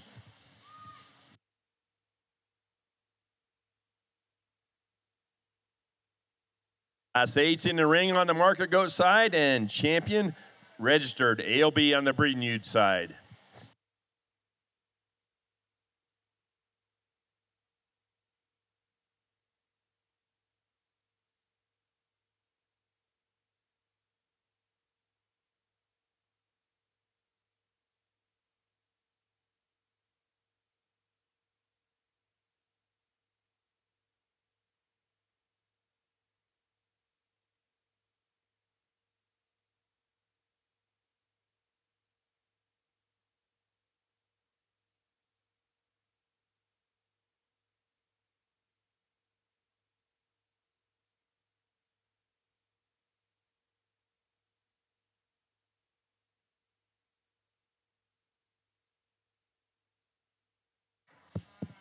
So we get out here for a champion on our AOB side. Not a huge numbers division, but I certainly thought a lot of quality.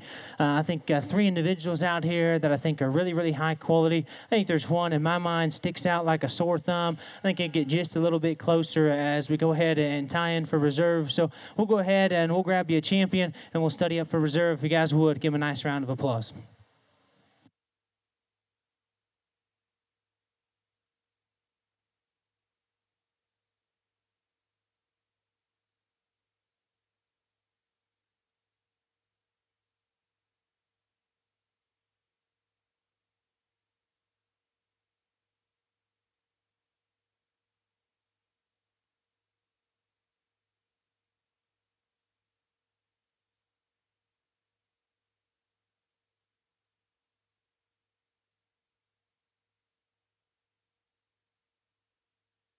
Here for reserve in our AOB division. I think it can get really, really close. We'll go through and talk about them so you know where my mind's at. One that wins the first class, really big-legged, really awesome in terms of touch. I thought her shape, her texture, and her tone were really, really good. I think you step off to the side of them. I maybe want to tuck her up right there at the base of her sternum. We could pry her open in terms of her pin bone just a little bit, but she's got awesome shape, good flare there to her stifle and her lower leg. Maybe want to balance her up just a little bit better from this side. Young ladies here coming next is one that when she's not fighting and she gets her stuck and parked, that you'll give you a really good look. She has the right kind of underlying progression, the right kind of balance, and one that you get right here and study from the 3/4 angle. Tremendous in terms of her hide quality, her shape, and her body, her progression of width. I guess my biggest critic on her is probably your attitude and emotion. I want to make her just a little bit taller shouldered, but I think as you sit out here, study livestock, study build and balance, and ones that still encompass the right shape and muscle, she's my second favorite. She'll be reserved.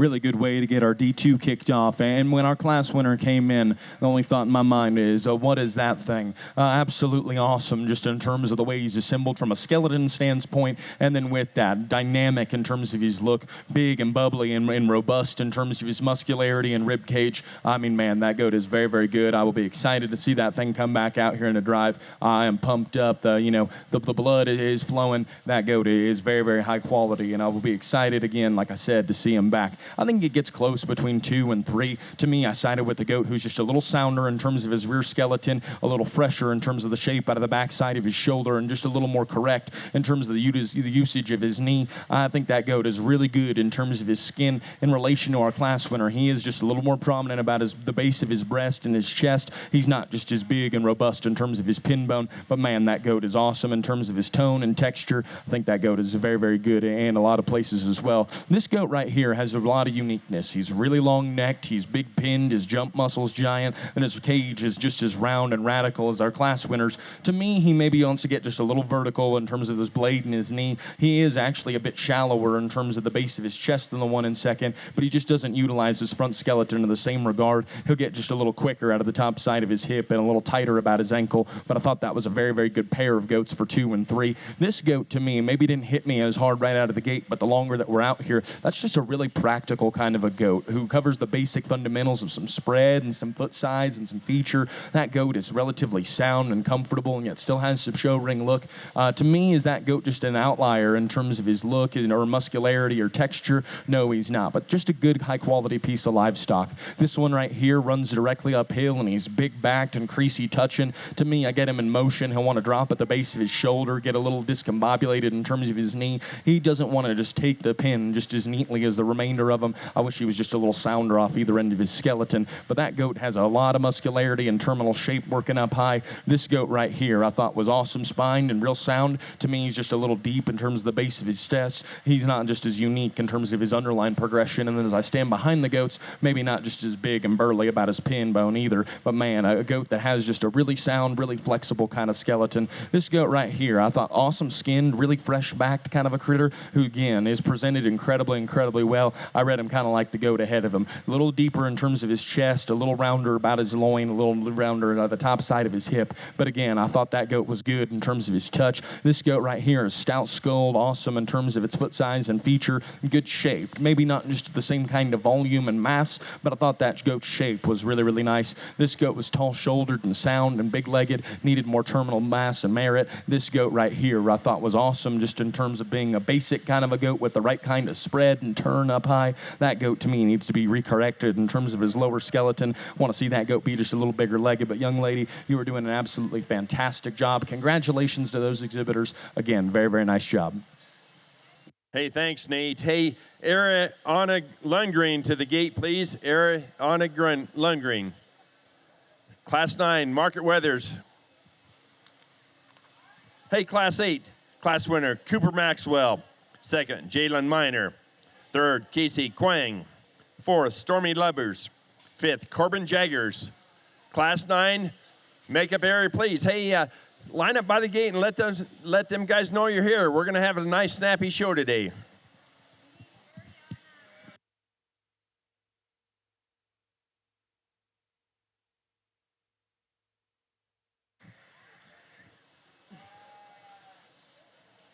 Nice class here, I believe, to get things kicked off. It started on our Blackface ewes, and I thought 2 ewes that surfaced that both represented the quality and the presentation that I was after. But I think the one that we're going to go ahead and land on, I think to me, just represents what we've continued to do all day. Really tall-shouldered, neat ahead of her blade, one that balances out really good from the side, good in terms of her shape and her touch and just her composition, where she's at this stage of the game. Obviously, I want to modify her in terms of her hind legs. She's a little too long in terms of her shank. I think if we can do that, then I think it's a no-brainer that she needs to win this particular class. Like the young lady sheep here coming next. Propped up from the side, I think she's flat back. She's white-featured. She's got probably just a shot more in terms of forearm, maybe in substance down low. I thought just for me, as we set these things in motion, maybe she fell into a few more pieces. She's just a little deeper, just a little plainer there through her front skeleton, and I'll probably question where that's going to be at long-term as these things progress and get more mature. But I thought in terms of just build, in terms terms of balance. When you get her propped up from the side, that was the second best one in this particular class. Love the shape, love the roundness of body and pin width of this particular ewe. Just a little deep, just a little off in terms of her balance here from the side, with that quality in terms of the shape up high. I think, man, it's going to round out. It's got a snout featured one that I like. Again, in terms of just where she represents, in terms of muscularity up high, we just got to loosen her up in terms of her build and her skeleton down low. If you guys would, give a nice round of applause.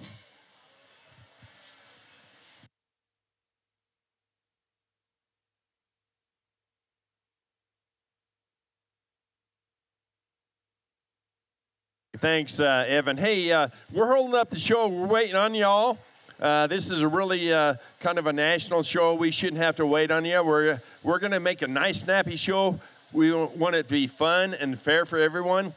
Make sure you're at the ring and make sure you get in the classes, because we're going to make sure this is enjoyable for everybody. Hey, that registered AOB breeding ewe champion goes to Colburn Clausen, reserved to Lakeland Rookstool. Class 9 market weathers in the goat show in the ring, please. That means Class 10, please check in. Class 10 market weathers, please check in. Hey, we're on the Class 10 Blackface cross breeding ewe. Class 10 in the ring, please.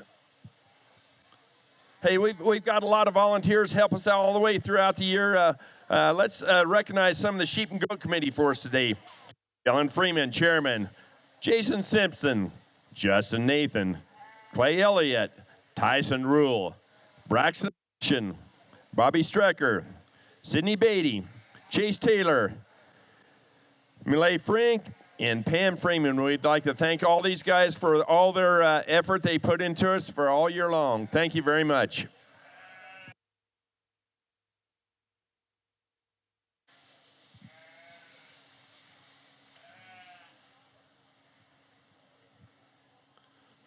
Class 10 market weathers are in the ring right now. Class 10.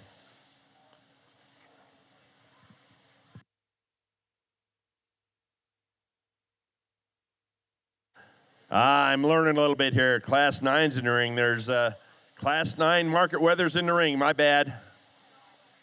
Class 10 lineup. Make it area, please.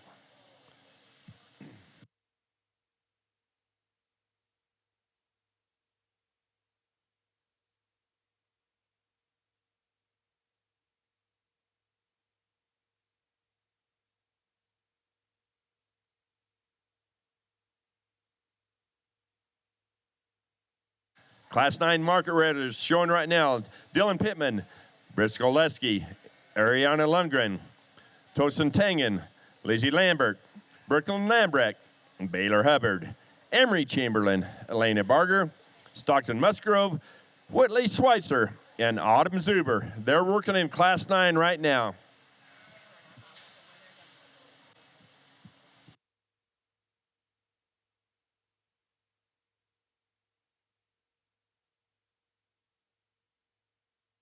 Class 10, please check in with Miss Pam over there. Should be 8 entries in Class 10 in the market weather show. Class 10 makeup area, please. We're on the Blackface Cross in the sheep show ring. Breeding you Blackface Cross.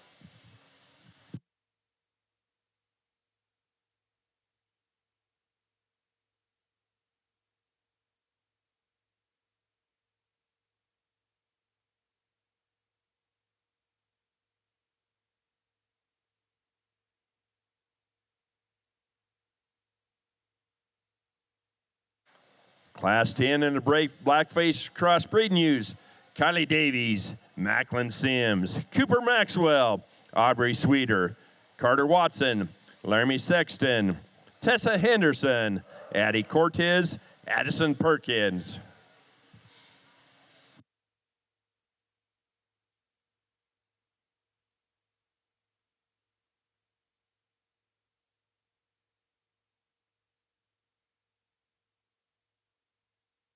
So Class 11, Blackface Cross breeding ewes, be checking in. The makeup area is yours. Please check in.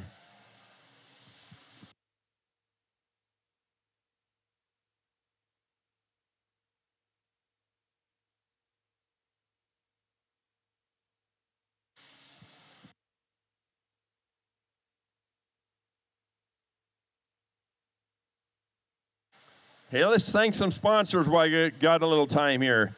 In the purple level division is Murdoch's, Cooper Specialty Feeds, Freeman Showbox, Transova, Essential Feeds, First Northern Bank of Wyoming, and Wyoming Junior Hereford Association. We want to thank each one for all their support they give us for the whole Cheyenne Livestock Expo. Thank you very much.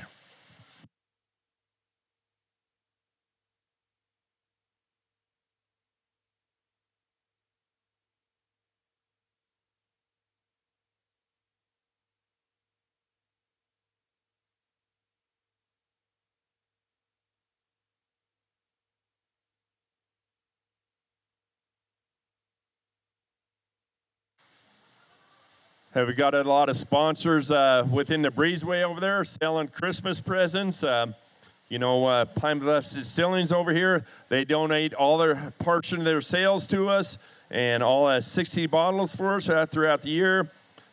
Freeman Showbox, they donate supplies for a lot of stuff we use. Cheyenne Kubota, they donate all the equipment we use. We want to thank all these Tenco LLC and Equipment Share. Thank you very much for all the sponsorship you give us today.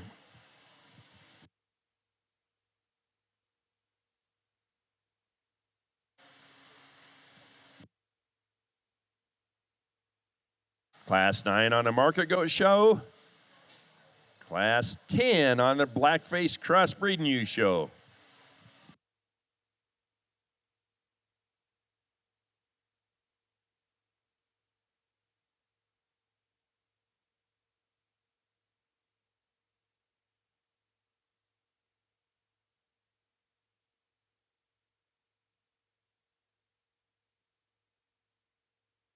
Legacy Livestock would love to take some photos of you at the backdrop.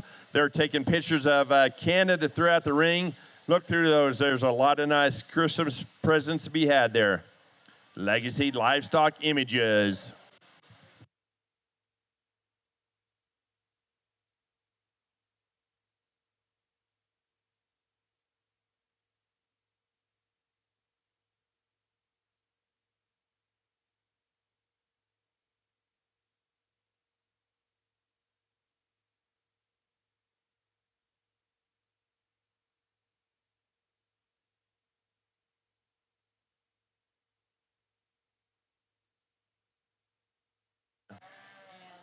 Hey, Class 10, Madison Mancha, Charlie Isaacs. Yeah, we're waiting for in the makeup area, please. Class 10, Madison and Charlie.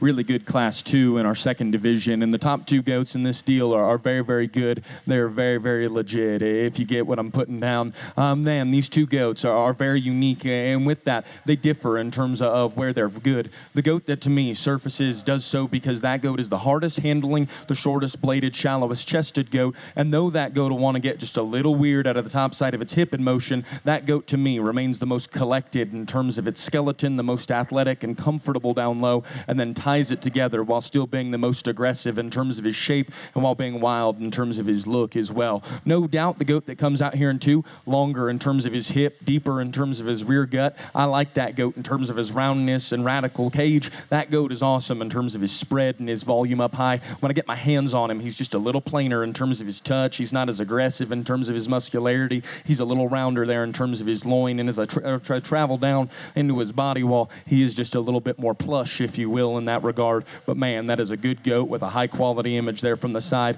I think 3, 4, and 5 get ultra challenging because 3 to me still remains just as up to code as any of them in terms of his touch and his tone. But maybe of the initial 3, he's the most concerning in terms of the roundness of his hip and the utilization of his hind leg. But still, that goat is proportional and balanced. His back shape is absolutely awesome, and his freshness is really good. Now, no doubt, I love the goat that comes out here in 4 just from a skeleton standpoint. Big-legged, runs directly uphill. really sound and comfortable in terms of his movement. Again, like the goat in second, he just looks a little past his prime. He's maybe battling some staff up high. He wants to get just a little plainer in terms of the roll to his body wall. He's not as aggressive in terms of the shape of the backside of his shoulder or there over his loin, and he is just a little thicker there in terms of his neck. But of the between 3, 4, and 5, I thought that goat was really sound. I thought he was really comfortable. I thought he was really big-legged. Goat that comes out here in 5, man, as we say that trio kind of got just a bit more challenging because this goat's back shape and presentation is absolutely awesome. That goat is really round and radical in terms of his cage. That allows for that kind of aggressive touch and tone to occur. He is square loin. He's awesome presented. The young lady shows the absolute nines, the wheels off of him. Very, very nice job. A young man's goat right here is absolutely wild in terms of its look. Short-bladed, really sound, high caliber, high quality kind of a critter. Again, as we compare him back to the 5, not as opened up, not as masculine, not just as rugged in terms of his muscularity. This goat has all the power and mass and dimension in the world. That goat is really fresh and really aggressive in terms of his touch and his tone. To me, he wants to get just a little tiptoey in his Jordans from behind. He wants to get just a little open at the point of his shoulder. He doesn't blend just nearly as smoothly or as comfortably, but that's a good goat. This goat right here, I read with just a little more terminal mass and merit than the goat on the other side of him, and yet he still remained a level spine, high-headed kind of a look in relation to the goats ahead of him. He's a little drier in terms of his flank. He's not as big pinned, but that goat, again, has some quality, larger outline, bigger scaled kind of a goat that is just a little bit past his prime, and maybe he wants to get just a little rounder out of the backside of his shoulder. Maybe he wants to get a little more peaked there as well. This goat right here is big-backed and shapely, doesn't have the same kind of uniqueness from a look standpoint that we've been after today, but man, that goat is awesome from just a carcass standpoint. That goat that's going to round us out. Easy feeding, long-bodied, extended kind of a critter. He wants to deviate out of the backside of his shoulder. He could be a little sounder up front. The young man does a great job getting that one presented. Congratulate them all with a big round of applause. Tremendous class.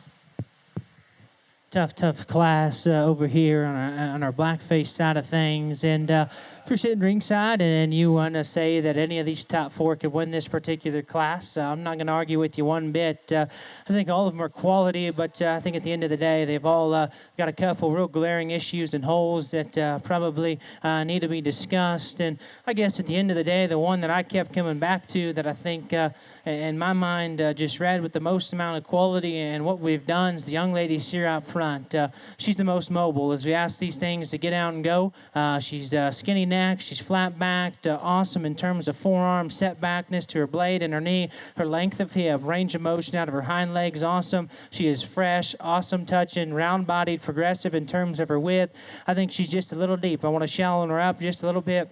I think if she's just a little shallower, probably if she's just as shallow as the one in third, then I think it's a no-brainer. We've got a gamer that's really, really good.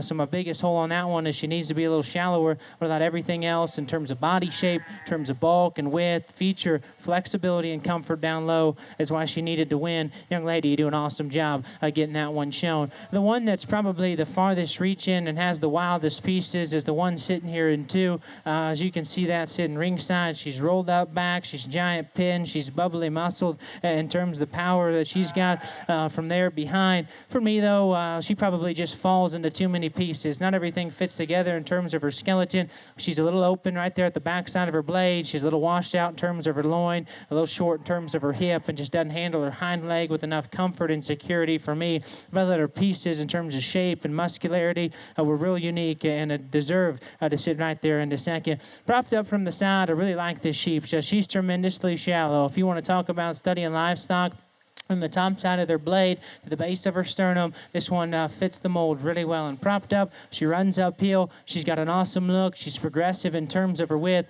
We ask them to go in motion. She just wants to get too low up front. She'll get just read a little too round and get a little straight in terms of her hind leg. But again, pieces and parts in that one. If you stay propped up from the side, the uniqueness, the shallowness up front, all that's your speed and what you want to do. I'm game with it. I just got to make her sounder. Thought the 1 and 2 was farther reaching. Thought the one that won was just the safest one that needed to win. So again, I think it's very, very challenging. Young ladies here coming next. Presentation and showmanship, absolutely bad to the bone. And again, I think pieces and parts in this one really good. Her forearm size and front foot is absolutely beautiful. She's skinny neck. She's tall shouldered. She's flat backed and good textured. You step right here though.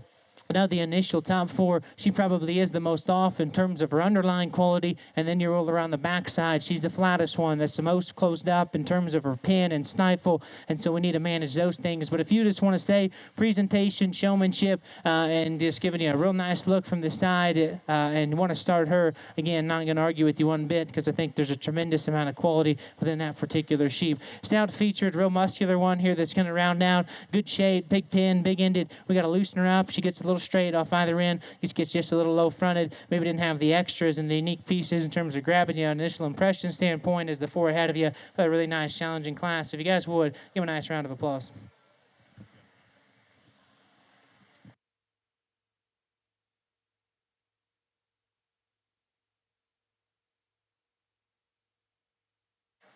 Hey, thanks, Evan McLean, for that Class 10 reasons. Pay 'em off like this. Tessa Henderson's class winner. Carter Watson. Cooper Maxwell's 3rd. 4th is Addie Cortez. 5th is Laramie Sexton. 5th is Laramie Sexton, excuse me. 6, Aubrey Sweeter. 7, Addison Perkins. 8, Kylie Davies. 9, McKinley Sims. That was Class 10. Class 11's coming in the ring. That means Class 12. Blackface crossbreeding ewes, please be lining up. Hey, we're trying to keep this show kind of snappy and kind of fun for everybody here, so get to your class on time. You know, it's kind of a national show. Get to your class on time. We're going to make it good for everybody, okay? Thank you very much for being ready.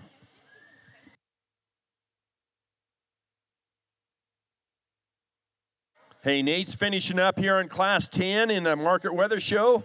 Class 10, there's about 10 entries in there. Class 11, make sure you're checked in because Pam's ready to check in. And then after Class 11 on the Market Weather side, we got that middleweight division coming up. So be ready for that. All important middleweight division on the Market Goat side.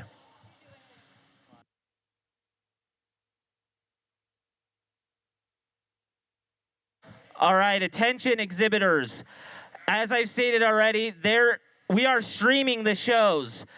The Sheep Ring is on Ringside Live's Facebook page. The Goat Show is on the Cheyenne Livestock Expo page. That is a great place for you to see what class is in the ring. It tells you right on the banner at the bottom of the live feed. So if you guys are in the back of the barn and not sure what class we're on, or you can't hear the announcements over the blower, pull up that live feed and you'll know what class we're on so you can make it to your class on time. We would greatly appreciate that.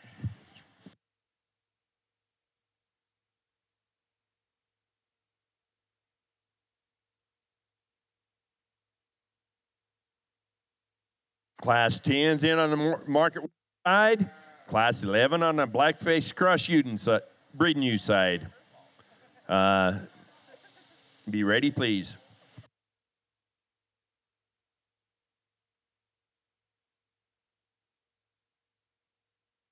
Let's maybe catch up on that Class 9 on the Market Weather side. Class winner, Ariana Lundgren. 2nd, Bristol Lesky. 3rd, third goes to Tosin Tegan. 4th to Dylan Pittman. And then 5th to Emery Chamberlain. And 6th to Baylor Hubbard. That was Class 9, but Class 10 showing right now.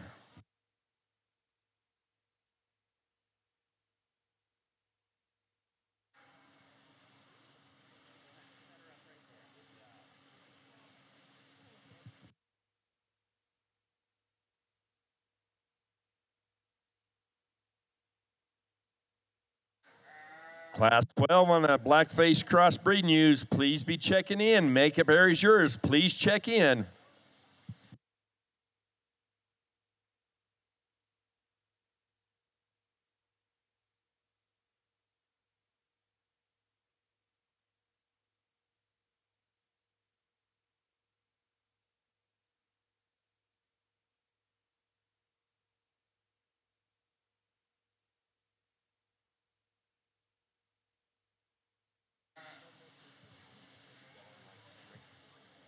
Hey, Class 11 Market Weathers.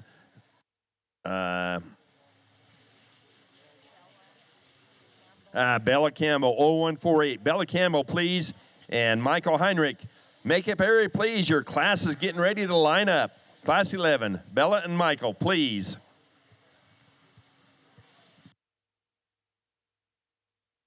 If you're in the makeup area, please check in with Miss Pam. She's going to check you off, and then we'll quit yelling at you.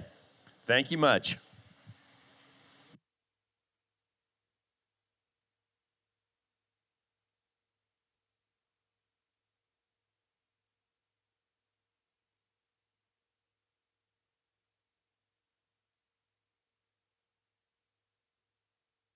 Thanks for Nate Berkshire judging the market weathers today. He's a California native, but he's residing in Illinois right now.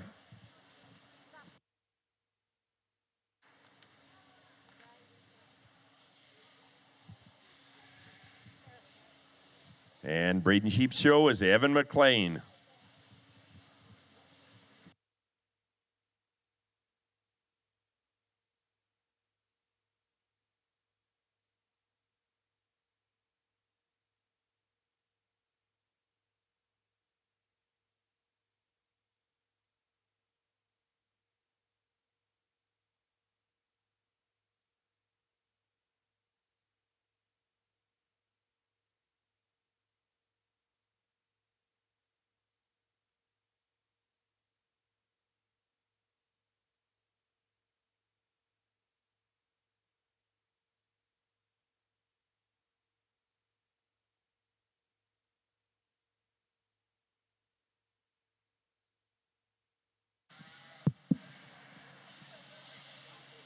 As a show judge, you never know the breakdown of the classes, but man, when we're working on stock at home or we're preparing for a show that we're going to, there's always that class of the day where you wonder, hey, I hope I don't end up in this one, or man, I hope I do end up in this one. You let the big dogs kind of fight it out. I would be surprised if there's going to be a class that is much tougher than this. This is an absolutely incredible class of livestock, and man, let me tell you, the top 5, top 7, heck, all the way down, this is good stuff. Our class winner is an absolute man-eater, a shark in blood-infested waters. Man, that thing comes through here. And he's about 80 foot wide in terms of his chest. That transitions into a gloriously round rib cage. He is monstrous in terms of his upper pin bone, a true genuine source of power out here. And then he's not only the biggest legged, but to me, he's just as wild and unique in terms of his look as any of them. That goat is going to be a hard one to press. If you guys have a goat coming in later classes, all I can tell you to do is pack your lunch. The goat that's going to come out here in 2, man, that goat is wild looking. He pushes our class winner in terms of being short-bladed and shallow-chested. He's actually just a bit longer in terms of his neck, and man, that goat's silhouette and pattern from the side is absolutely nuts. I'm a big fan of this critter. Again, presented to the 9s, his shape and his cutability and his touch are absolutely wild. I'm a big fan of that one as well. Young man, I would not put your head down. I would be excited to come back out here for the divisional drive. That is a high quality critter. This one that's going to come out here in 3, round and radical in terms of his rib cage. That goat still runs directly uphill and ties his neck the right kind of way to the top side of his blade. That goat, to me, actually probably has just a little more reach in terms of his hind leg than the goat ahead of him. To me, though, as I get critical on him, he isn't just as unique in terms of the base of his breastplate and chest floor. He's not just as short-bladed and shallow. That's being incredibly critical on a high quality goat that has been presented to the 9s. Young lady brings me a goat that most of the time I'd be absolutely in love with. Flat-backed, awesome presented, really sound and comfortable. I'm sorry, though, you fell into the wrong class. He reads just a little deeper in terms of his chest. He's a little flatter in terms of his forerib, but that's a high-quality critter. Again, a very nice goat. This goat right here, tremendous in terms of his back shape, his loin, and his upper pin bone. That goat, again, remains just high-headed and chiseled in terms of his jaw. To me, he reads just with just a little extra set to his hind leg. He'll pull it underneath of himself, and though it's functional, it's not nearly as aesthetic as those ahead of him. I wish that guy was just a little bit cuter in terms of his hind leg utilization. This goat right here, when he came in and propped up there from the side, I thought, oh wow, that goat is an absolute contender. He runs uphill, he's short-bladed, he's awesome in terms of his shape. Again, a goat that's presented incredibly well. Again, as I set these goats into motion, I made him walk a couple times. He's one of the quicker stepping goats. He'll lower at the point of his shoulder and not give me the same kind of captivating image as a couple of the other ones, but man, that is a good goat. Sound and comfortable, awesome looking goat. goat right here that is high tying and has an advantage in terms of extension and look. That goat to me reads just a little plainer in terms of his touch. He's not as aggressive or wide or wild in terms of his handling quality, but that goat is very, very sound and very, very comfortable. This goat right here is big pin and awesome in terms of the progression of his width and his wedge. To me, he read just a little frailer featured. He read just a little uncoordinated behind. Young lady right here is out here doing just an absolutely fantastic job of getting her goat shown. She has a goat that is big backed, and she's got that thing's head and neck cranked. I mean, hats off to you. You're doing just absolutely amazing. Unfortunately, he is just a little frail featured. He's a little round out of the top side of his hip, but young lady, you keep your chin up. You're doing awesome. Boss man right here has a gigundous legged critter that is awesome in terms of his spine utilization. Boss man, I feel bad for you. This is probably one of the best goats that we've rounded out a class with today. Unfortunately, you fell in with the heaters, and so that's just kind of how the cookie crumbles sometimes. Congratulations to all the exhibitors. Big round of applause for them. Hey, thank you, Mr. Nate Brookshire, for Class 10 reasons. Winner, Brooke Mordved. Second, Bennett Gordon. Third, Zane Richardson. Fourth, Janice Stearns. Fifth, Brooklyn Habrek. Sixth, Sophie Romley. 7, Madison Mancha. 8, Tracer Hagan. 9, Charlie Isaacs. 10, Keith Page. That was Class 10. Class 11, in the market goat side, you're entering the ring right now. Class 11, entering the ring.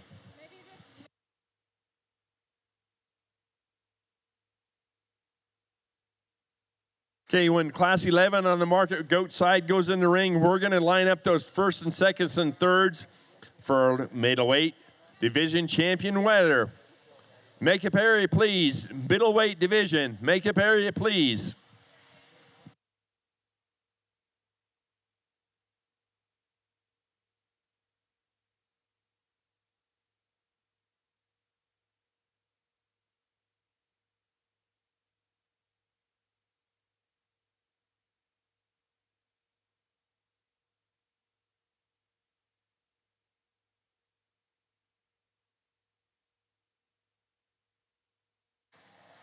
So Class 11 just entered the ring in the market goat side. Class 11, last class of the middleweights.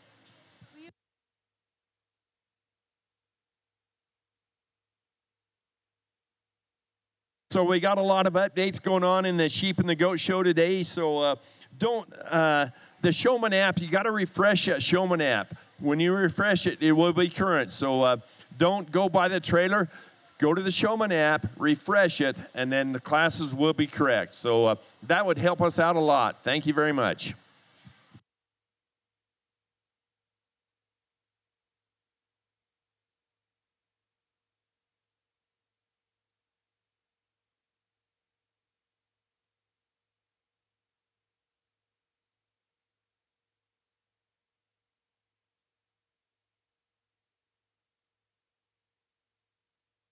On the breeding youth side, we're in Class 11 right now. Breeding youth side, we're in Class 11. Class 12, makeup area, check in, please. Class 12, check in, please.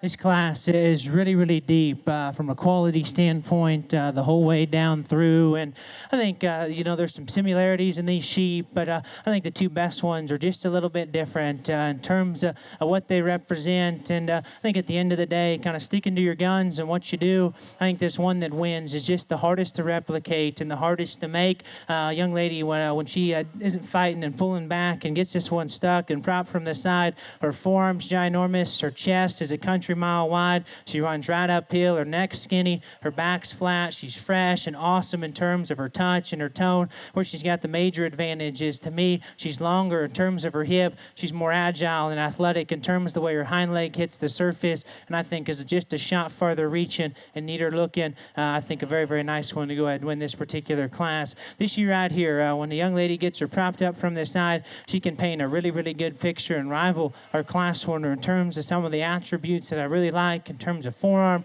front foot, and feature, and look up front. I think for me, though, as you get right on top of these ewes, she's not just as big and broad and expressive right out of the backside of her blade and her shoulder. She's just a shot flatter in terms of the way her rib cage is put together. She's shorter, rounder out of her hip, and those things will correlate to her hind leg just not hitting the surface as good. If we can lengthen this ewe out in terms of her hip, make her hind leg more agile, and then I think it gets really, really close, and we could sit out here all day and discuss them, but I think that top pair is wickedly, wickedly good, but at the same time, they're just really, really different. I think after this, 3, 4, 5, and 6, and 7, and 8, I think all those sheep have a tremendous amount of quality, and depending on your priorities, could work up into a particular class. I thought this sheep probably just grew on me the longer we're out here. Young lady gets her stock and prop from the side. She's fresh, awesome textured, rolled up in terms of her back shape. She's neat in terms of her design. I thought maybe just not as wild, not as out there as the ones directly in front of her. Maybe just a little deeper there to the base of her sternum and chest, just a shout more open right there at the front side of her blade. But I had a really, really nice sheep there to go ahead and sit in third. This sheep here in fourth has got the big Clydesdale feet down low.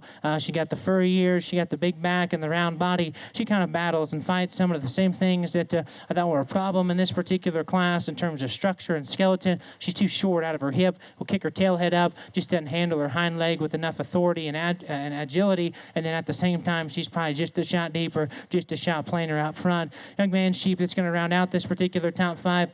I thought tremendous in terms of her shape, round in terms of her body, just needs a shot more at the seat of her pants, need to make her just a shot taller shouldered. I thought sheep on down the line were really, really good. Young man sheep right here is tremendous in terms of her shape, just her progression of width. I thought she just needed more feature. Again, to study that one from the top side of her chine to the base of her chest. I thought she got just a little bit deep. Told the young mans, I think times you get really, really good views of that particular ewe. She'll get just a little deep too, get a little washed out there in terms of her loin. Told the young man right here coming next, this thing from the sides picturesque and beautiful. At the end of the day, she's just got to have more punch, got to have more power. Sheep on down the line just need to be changed in terms of look and build. Really good, really challenging class. If you guys would, give a nice round of applause.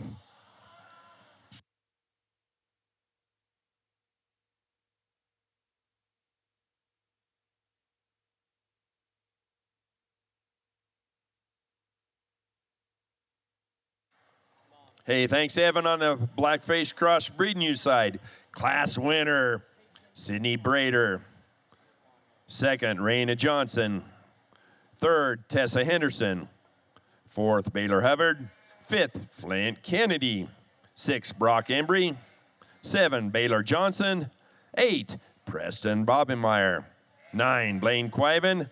10, Seth Wirt. And 11, Tori Zimmerman. That was Class 11. Class 12 and the U side is coming in the ring. Class 12. Class 13, makeup area, please check in. Breeding U side, Class 13, please check in. We're on Class 11 on the market weather side. That's the last class of the middleweight division. Everything under 100 pounds will fall into this class middleweight division.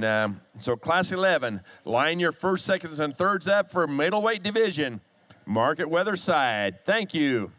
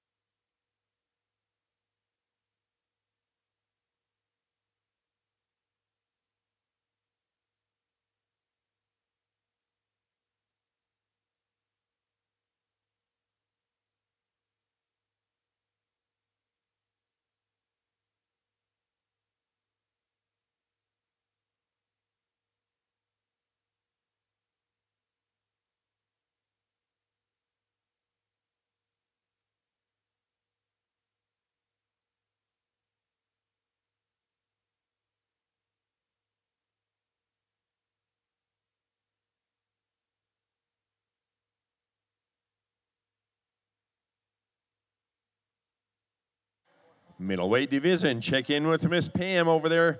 Middleweight goat show, market goat show, middleweight division. First, seconds, and thirds, please check in.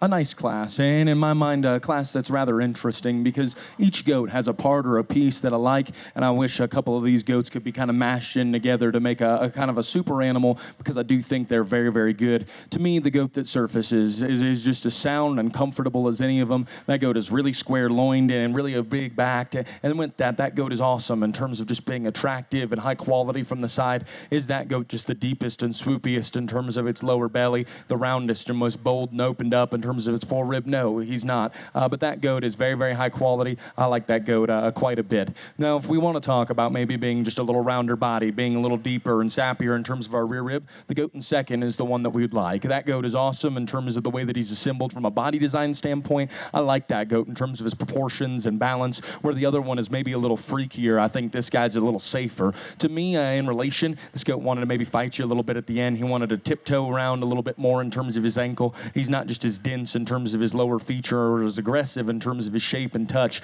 but that's a really round-bodied goat that has the right kind of balance and symmetry there from the side. I like this goat. Initially, I thought we had ourselves a game-time player because from a shape and cutability standpoint, he's maybe just as good as any of them. He is awesome in terms of his jump muscle. He's presented incredibly good. His necktie is really good out of the top side of his shoulder. For me, he needs to be relaxed about the angle of his blade and knee, and subsequently, that'll cause him to deviate out of the back side of his shoulder, and then with that, he has just a little extra set in terms of his hind leg. So though, again, I don't think he's unpractically sound, I just don't know if it's as aesthetically pleasing as a couple of the other ones, but that is a good goat, no doubt. This one right here, again, I think is a nice critter. That thing runs uphill. That thing has the right kind of image from the side. I got my hands on that goat, and he's probably just as plush or Tempur-Pedic-like in terms of his forerib. He's maybe just a little softer in terms of his back shape and maybe wants to funnel in terms of his pin bone, but sound, big-legged, comfortable kind of a goat that runs uphill. I like that goat in a lot of regards for that.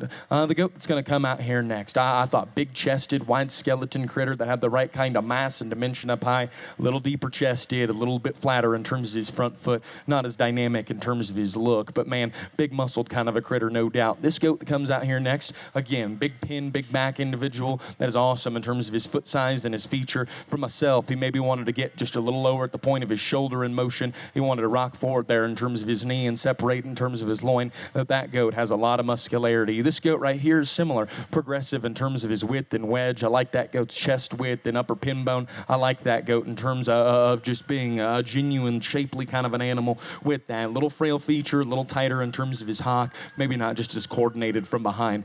Beautiful pattern kind of a critter, especially in terms of top line and head carriage. That goat is really arrogant and cocky in terms of the way that he ties his neck. For myself, that goat looks like he's just a little bit past his prime, and he feels that way too. I grab his back and it's shapely, and I work back to his loin. He's a little more peaked and dry in that regard. He's getting to be just a little cresty in terms of the backside of his neck, but that goat is awesome in terms of just being real flat backed. This goat's awesome caged and big legged. To me, a little round off either end of his skeleton. This one's awesome in terms of just being boxy and burly and opened up. To me, I read that goat to be just a little fatter. I read that goat to be just a little bit narrower in terms of the way that he travels away from me. This goat has some wacky, wild stuff going on. Tough skulled, big armed, really, really big legged kind of a critter. He's wanting to be too far forward in terms of his shoulder angle, and that'll cause him to deviate in terms of his back. And this goat's awesome presented. I mean, looks very, very good from a presentation, the hair quality standpoint. For myself, as I stand in behind the lineup, that goat gets a little bit inverted in terms of his shape, and I get my hands on him. I need him to meet me with just a bit more responsive in terms of his touch. But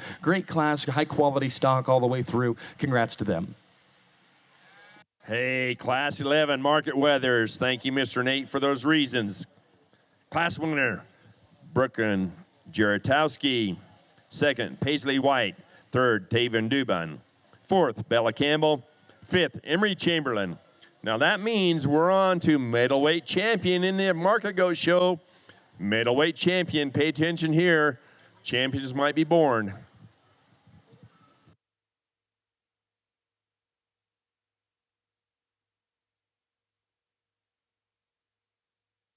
Showing Class 12 on the breeding ewe side. Class 12 is in the ring.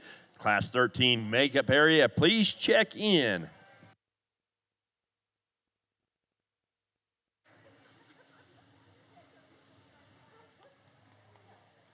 Class 8 market weather coming in the ring for us in this order. Cooper Maxwell is going to be your Class 8 winner. Jalen Miner second. Class number 9, Ariana Lundgren's first. Bristol Lesky was second.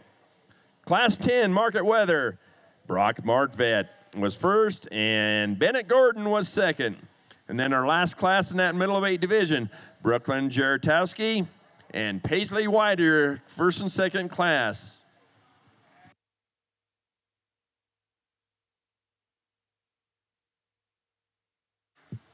So we're going to line some first and seconds up out here. Kinsey's got you coming in the right order. We're going to have a really nice middleweight division market weather show on the goat side.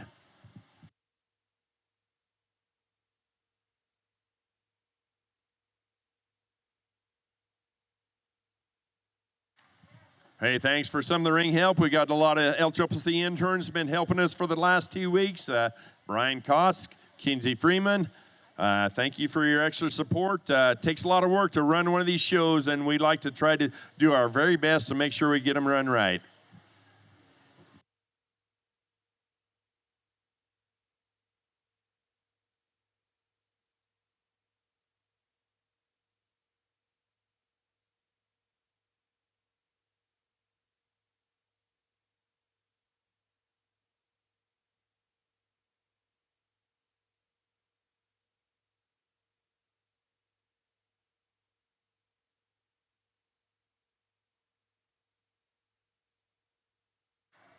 Hey, Miss Pam Freeman's going to line up that Class 12 market weather goats. Class 12, check-in makeup area, please.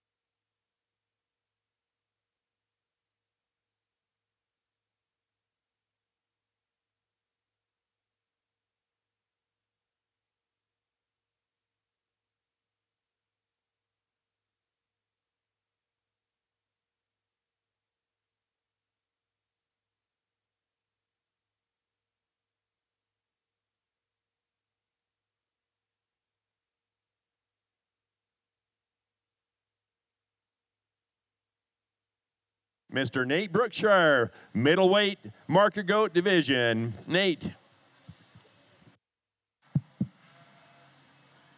Man, we've had a lot of fun through our previous divisions and our market does, and our Division 1 D2 comes out here and speaks for itself, really. I mean, the front lineup of these things is absolutely incredible. Each one of these classes brought us depth of quality as well as, just a really standout class winner. And then with that, I think you guys should all, as people who have attended the show and as showmen, just be incredibly, incredibly proud of what D2 is representing currently. Again, going to let you know my thought process. Man, I said some big-time things about the goat that won our Class 1 because I believe it. He is sound. He is big-backed. He is up to code in terms of his touch and tone. His presentation is absolutely awesome. I thought he was a dominant class winner within a very deep class as well, and I still think that he looks very, very special out here. Is that goat just the biggest in terms of his foot size and feature? Does he blend just perfectly in terms of his hip-loin junction? No, but those are being, again, very, very critical of a goat that is absolutely A very, very good critter. The one that was second in that class was awesome in terms of his depth of belly. I thought that goat was great in terms of just his shape. I didn't know if that goat was just his big pin. The goat on the other side of that, big and juicy in terms of his pin bone. To me, I read him just a little bit open at the point of his shoulder and not as unique in terms of his look. The two goats out of class 2, man, I thought the one that won that class was presented incredibly, incredibly good. I mean, talk about just a big, fresh shape, a short-bladed goat that is so sound in terms of lower skeleton flexibility.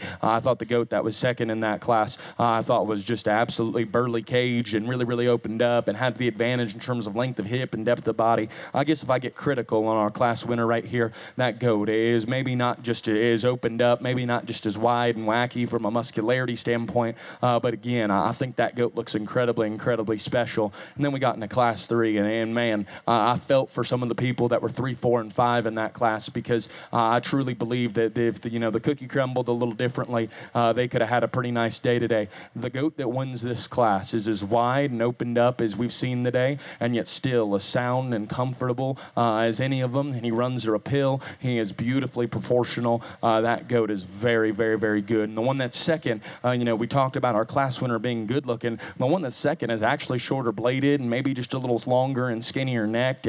And that thing probably has just the advantage in terms of length of body even. I know we talk about length of body negatively, but he still maintains that. Was he just as big and burly in terms of his muscle? Was he just as deep and sappy in terms of his flank? No, he wasn't, but those were good goats. And then our last class, probably just a little more pick and choose on that class. But to me, the sound skeleton goat, who was the best loined and yet still fresh and ran uphill, kind of sorted his way up in my mind, and he was shown to the nines as well. The goat that was second in that class, better in terms of his depth of rib, a little rounder in terms of his forerib, and so I thought that goat was really good as well. I don't know what's going to come out here in Division 3. All I can tell you is what was out here in Division 1.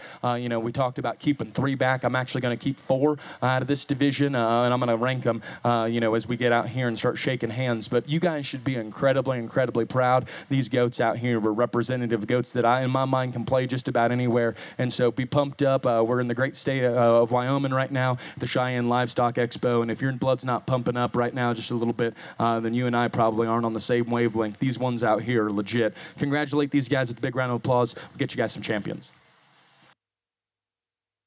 Champion middleweight goat, third class there, Brock Mortved. Congratulations, Brock, champion middleweight.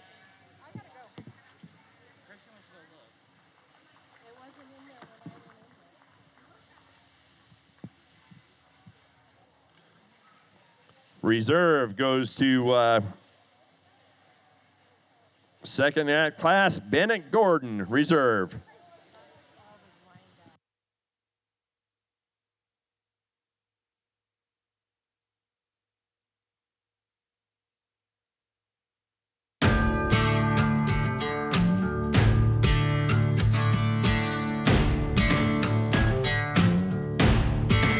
I think this class tough. I think this top 4 is very interesting. Kind of say where my head's at. I thought the one that won needed to win, and then I thought after that it was what do I do? Do I say the one in third's got enough muscle? This one here in second, do I say that's in motion? Her blade is just right. The one in fourth, she's absolutely whacked out and wild looking from the side. Is she sound enough? Is that one just too short coupled and round out of her hip? And so it's challenging. We're going to break them down so you guys know where I'm at. I think this one's got to win this particular class. And I get that she's not perfect, but propped up from the side, that is a stout, featured, flat back, bold-bodied, muscular one. And when you ask her to get out and go in motion, she's loose constructed in terms of the way she's built down low. She's got the right angle to her blade and knee. She's the most appropriate in terms of her length of hip set to her hind leg and range of motion. She could be just nickel taller shouldered, and I think if we maybe freshened her up a little bit, she would look that way. I don't think she's fat or chubby by any means, but I think her being really raw and immature may accentuate her front end a little bit, but I think that's getting really, really critical on one that I thought was a dominant winner in this particular class. That was really, really tough. I thought this one was the next closest one to resembling her in terms of just chest width, feature, body shape, progression of width, and muscle up high. For me, though, we asked these things to get out and go in motion.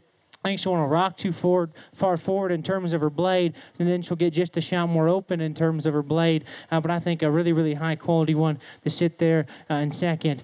Question mark on the 1 and 3. She's the problem child. She's just got enough because she's absolutely drop dead gorgeous from the side. Presented to the 9s, short bladed, tall shouldered, skinny necked, flat back, sound structured. I just got to ask myself, is there just enough there as we get right here to play with the runs directly in front of them? And I thought for a sheep that's just as attractive, and I've got a question if she's got enough. I want to lengthen her out in terms of her hip, maybe more appropriate in terms of the way that her skeleton's built. But I thought again, absolutely beautiful. Just got to have a shot more punch. Just got to have just more power. Very, very interesting sheep right here. And another one that I think is a problem child because I think, again, her elevation, just where her neckties at the apex of her blades unique, her sternum placement and where it's set within to her throat latch and her underlying progression is absolutely incredible. And she's presented to a 9. There's not a hair out of place on her. Young man absolutely shows the wheels off of her. To me, she's just a little short coupled. She'll get just a little short round out of her hip and isn't just as athletic or mobile in my mind as the 3 in front of them. But again, I think very interesting sheep to sit right there in the 4th. Pair of young ladies here in 5th. You bring one that I think's basics are awesome. Stout featured, loose built, extremely sound and flexible, big backed and round bodied in this particular class. Just a little deep, just a little plain, but had a really, really good class the whole way through. 1 and 6 is one that I really like. I thought just needed to be shallower chested and looser built in terms of her hind leg. I thought sheep on down the line need to be changed in terms of their structure, changed in terms of width and muscularity. If you guys would, give them a really nice round of applause. That was a really, really good class.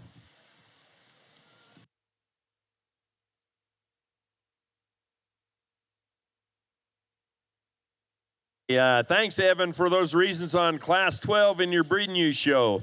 That was Class 12. Class 13's getting ready to come in the ring. Hey, we've got a little bit of plan coming up here. We're going to select your champion market goat and your supreme champion ewe. We're going to take pictures. So while we're taking pictures, it'll be a half hour after the last one, and then goat showmanship, senior goat showmanship will start a half hour after the rings are empty. We'll show both of those classes. There's 2 breaks of that senior goat showmanship. We'll show those. When that's completed, we will start the the sheep showmanship side. So there will be no conflict, we don't think, for anybody throughout the whole day. So goat showmanship will start. Seniors first. And then we'll follow it up with the sheep showmanship after that one's over. We're going to go senior, intermediate, junior, and beginner.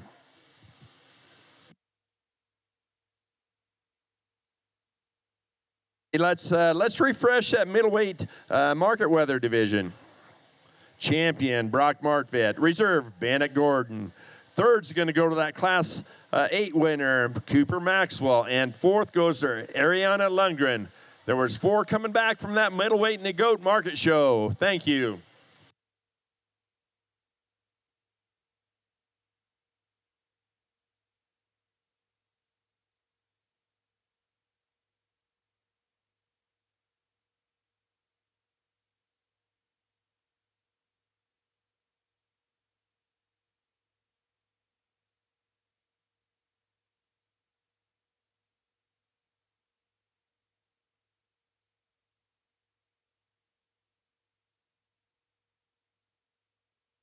Well, again, so the goat showmanship is going to be first. When the senior division is done, we will start the senior division of the sheep showmanship. So goats first, sheep second, but they're both going to run kind of simultaneously.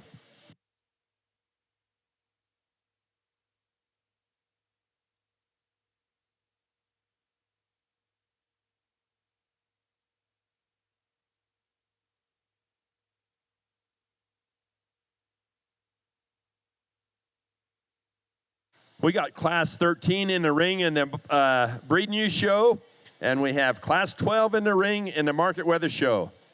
So if you're in the class following them, check in, please.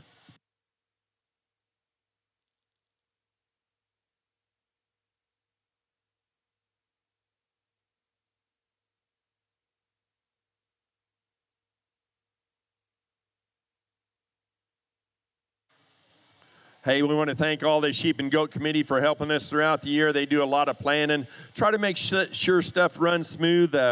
Dylan Freeman, chairman. Jason Simpson, Justin Nathan, Clay Elliott, Tyson Rule, Braxton Olsen, Bobby Strecker, Sydney Beatty, Chase Taylor, Mike Frink, Pam Freeman.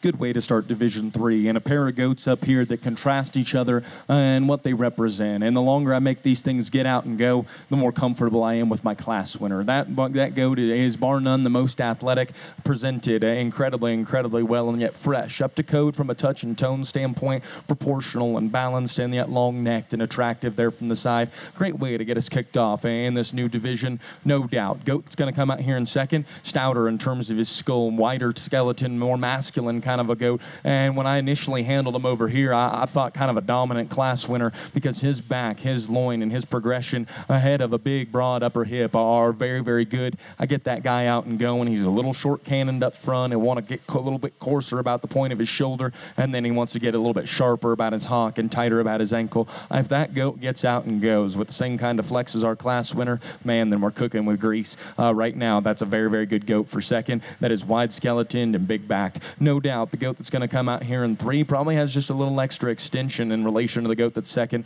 He's a little taller at the point of his shoulder. He's a little longer necked, and his hip is actually just a little longer as well. With that, he's maybe not just as big backed or square loined. He too has just a little extra set there to his hock. And so I thought if I was going to get critical on my one that goes in second, I had to get critical on him there as well. Again, I think that goat just is a little extra set of hock away from being just a little bit more competitive. This goat right here is beautifully proportional and great balance. Again, I can tell you that this goat probably 30 days ago probably looked pretty sporty, because that goat runs uphill. He's awesome in terms of his skeleton. That goat's awesome in terms of the way that he manages his top line. To me, he's a little deep at the base of his chest. He's a little soft in terms of his touch. He's a little plain about his body wall. But that goat, again, it just covers the basic fundamentals of market livestock really well. This goat, more up to code in terms of his shape. That goat is aggressive in terms of his handle. I prefer this goat significantly in terms of his loin over the 2 goats ahead of him. That goat is presented very well. Beautiful skinned kind of a critter,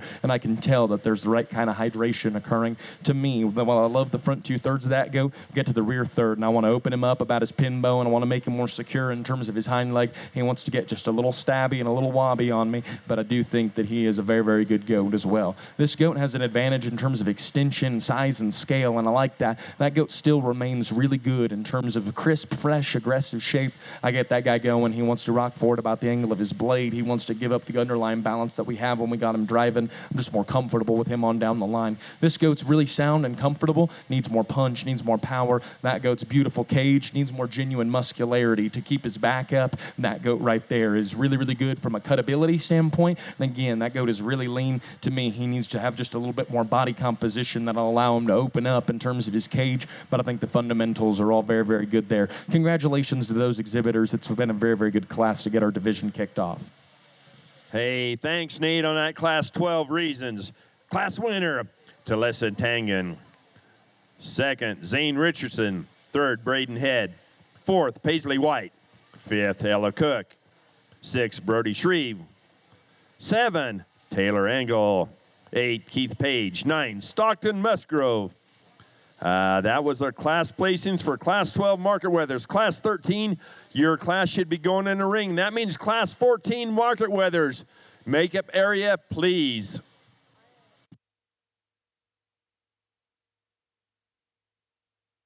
Breeding you side. Class 13's in the ring. Class 14, makeup area, please.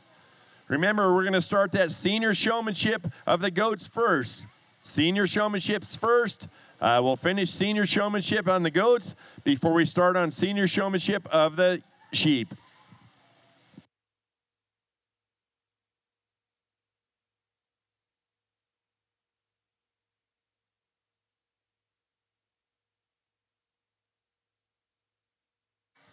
Hey, I got a chance for more sponsors. We got more sponsors. We'd like to thank Grow Business Solutions, Miranda Simpson at State Farm, Freeman Livestock, Freeman Law, Mandy Weber, Uncle Fred's, Showtimes, Ryan Mordved, Admiral Beverage Company, thank you for all your support.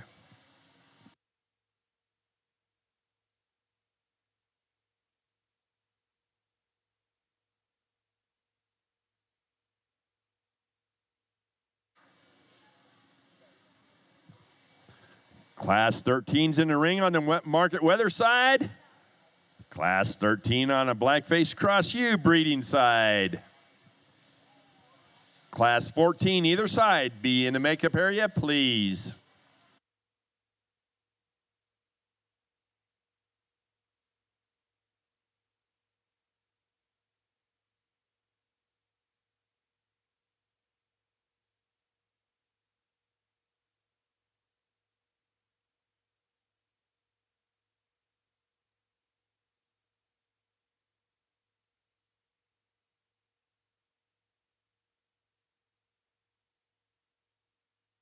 Hey, we're trying to make this a pleasant experience for everybody. We got one showman in the sheep rings going to come over to the goat side for us, so we're going to wait on them. We'd like to make it a pleasant experience for everybody. That's why that showmanship is going to be broke out by that, so we don't have to do that in showmanship. So give us 1 second here. We're going to have a nice show today.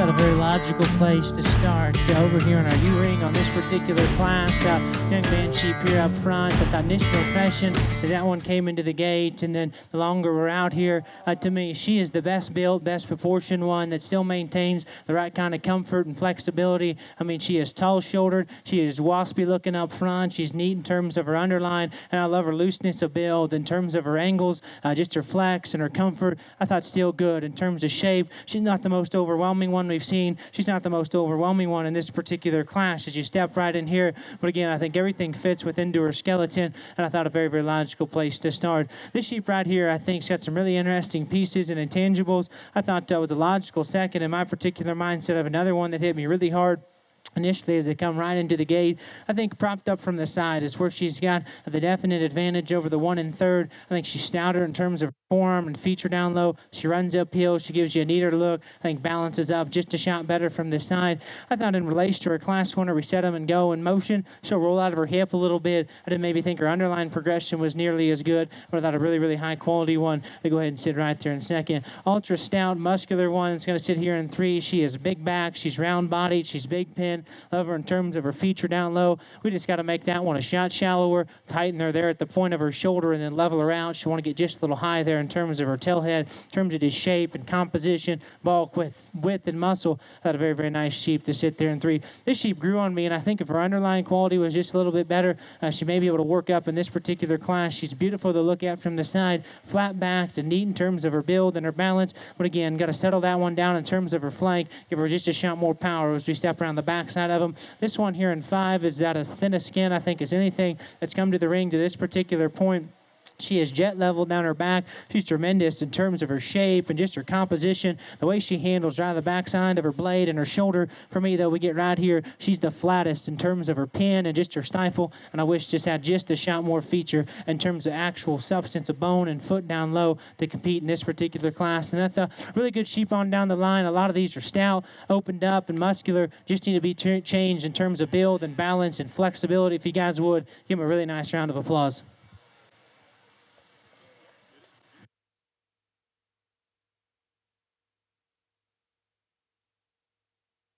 Hey, thanks, Evan. That was Class 13 Blackface Crossbreed News. Baylor Johnson's a class winner. Bella Campbell was second. Tyler Eddington, third. Fourth, Jillian Muntz. Fifth, Brock Embry. 6, Alana Barger. 7, LCCC Show Team. 8, Kagan Karshner. 9th, Nora Joslin. 10th, London Almer. 11, Emerson Ross, and 12, Tayton Wyckoff. That was Class 13. Hey, Class 14's coming in the ring for Evan now. Class 14. So we're showing that Class 13 on the market weather side. Class 13 is showing right now. Class 14, be ready, please.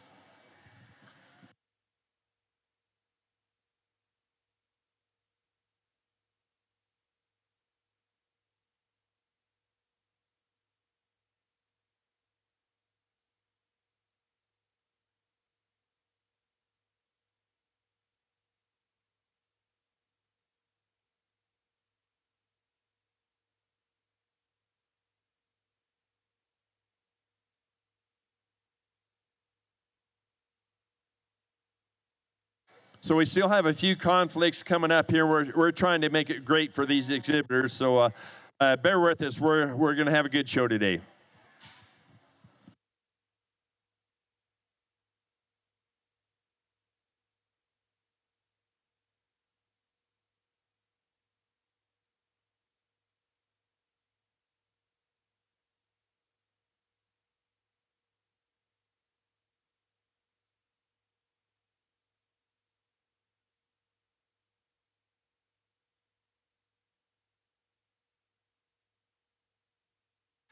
Market Weather Show, Class 14 to the market makeup area, please. Class 14, Market Weathers, please check in at the makeup area. That means Class 15 in the Breeding and Use Show, check in at the makeup area. Class 15, please.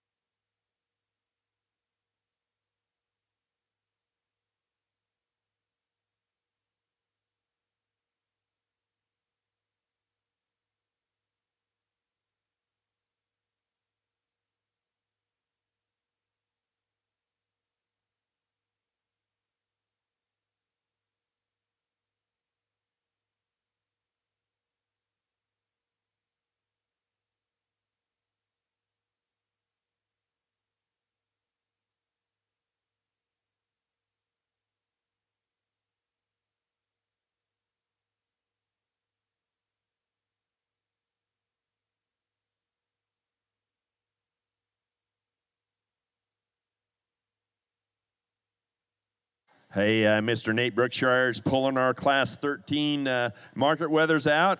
And even as we speak, Evan's pulling out our Class 14 of the Blackface cross breeding ewes.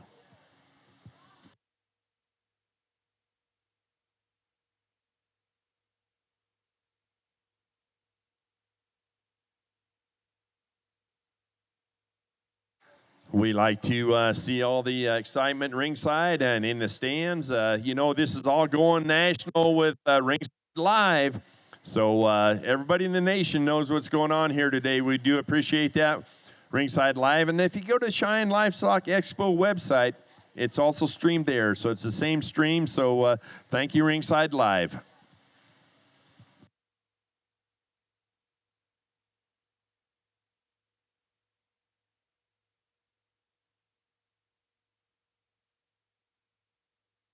Hey, for if you're not very techie here, Laddie said there's banners on the outside of the ring that's got the QR code. If you scan that, it'll take you right there. So that's good for me to know because I'm just a little bit slow in that department. So scan those and that'll take you right there. Ringside Live.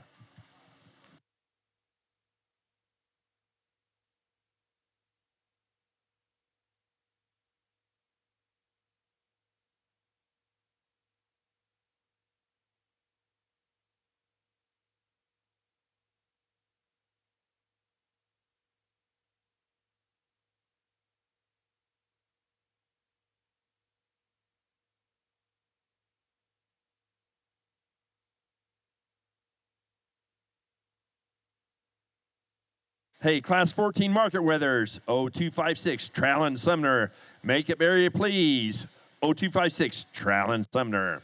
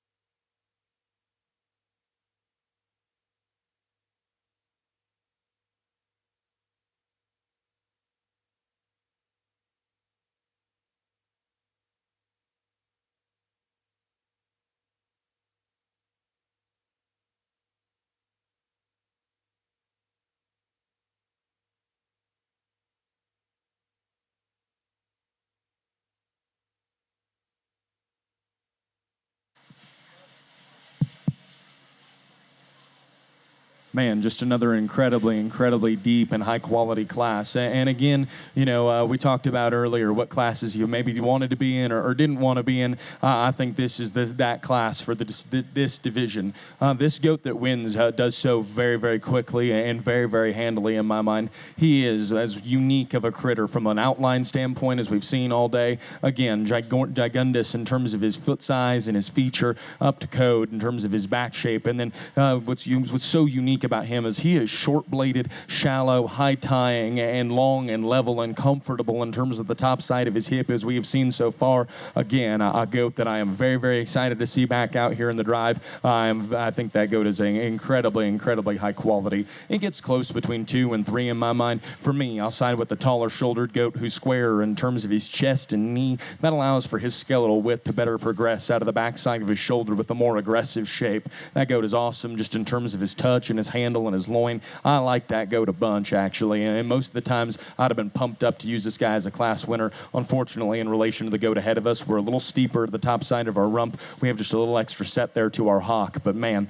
that's being incredibly critical. I'm a big fan of this goat, so be pumped up for that. I think that goat is good. This goat has the advantage in terms of foot size, fur, and feature in relation to this goat, and that goat's jump muscle is absolutely gigundous. He is big-backed. He has a great turn to his lower oopty shape and to his stifle. To me, he is just a little plainer at about the base of his shoulder. He has just a little extra chest in relation to the two ahead of him. Again, that's being real critical. I love the goat that comes out here in fourth from an athleticism standpoint. He is flat-backed. He is comfortable in terms of his movement. He has an advantage just in terms of extension, and then one of the shorter-reared goats as well. Unfortunately, he came out here with some monsters from a muscularity and power standpoint. He just can't keep up. His forerib's a little flatter. He's a little narrower there in terms of his pin bone. He needs to leave me with just a bit more clearance there in terms of his hock. But man, really sound, really good-looking kind of a goat. This goat on the standstill, I'm all in on. A big, burly-shaped goat that runs uphill. I set that guy in motion. He'll drop to the base of his chest and get just a little more rigid from behind. But that goat is awesome from a skin and texture standpoint.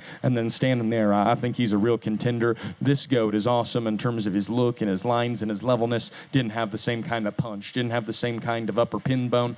This goat right here is big and burly and massive. I love that goat in terms of his muscularity. And that young man gets as much drive and push out of him as any of them.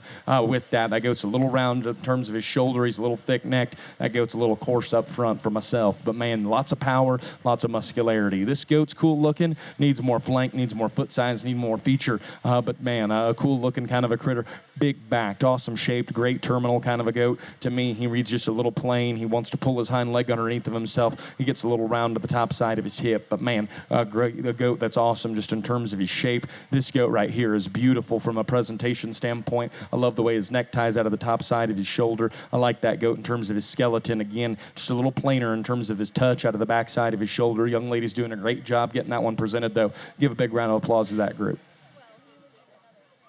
Really good class here, and I think a fun class to evaluate and talk over with you guys. Because I think all three of these that are here on the upper end of things are really good. But I think, again, all of them are kind of different. I'm real comfortable with the one that we're going to go ahead and land on. To me, I think she encompasses the two directly behind her to the one package. This one propped up from the side.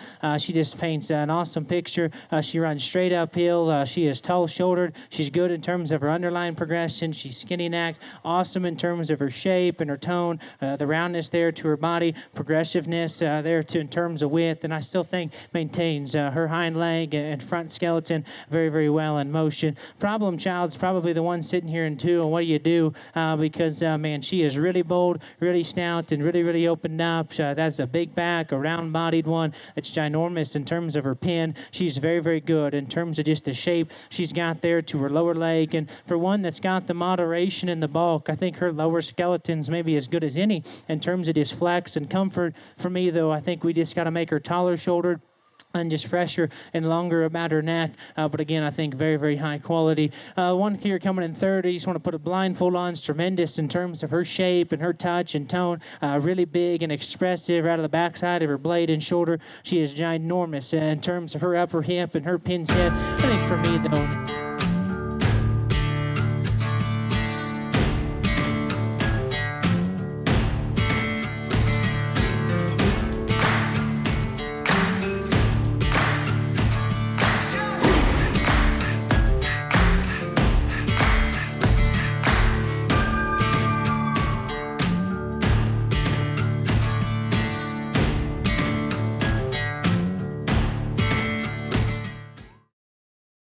maybe just didn't have the wow. The ones in front of her maybe just wasn't as just expressive and as rolled up in terms of shape. I think basic build, flex, and comfort are really, really good. Another one here in 5, beautiful up front, tall-shouldered, skinny neck, awesome shaped, and really good body. Got to strengthen that one in terms of her loin, just make her balance up a shot better right there to the base of her underline. But again, really good class. I like her class runner up top a good deal. If you guys would, give a nice round of applause.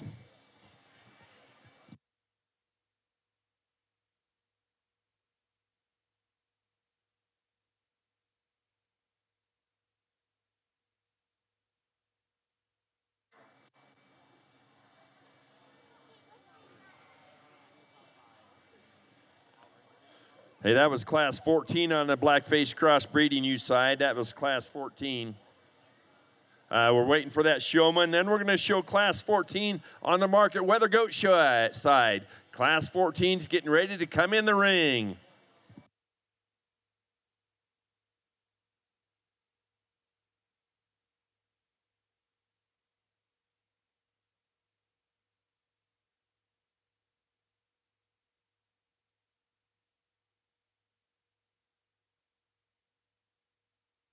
Hey, let's mark that class 14 down like this. Class winner, TJ Rumsey. Second, Elizabeth Albrecht. Third, Cassani Croy. Fourth, Jory Maxson. Fifth, Tegan Johnson. 6, Kaylee Eddington. 7, Addie Ruckstuhl. 8, LCCC Show Team. 9, Laramie Sexton. 10, Leah Lambert. That was class 14. Class 15's in the ring. You know what? After class 15 on the breeding sheep side, we're going to show for a champion Blackface cross. So line up those first, seconds, and thirds in the Blackface cross side. We're showing class 14 in the Market Weathers. That means class 15. Please check in the makeup area, please. Class 15, Market Weather side on the goats.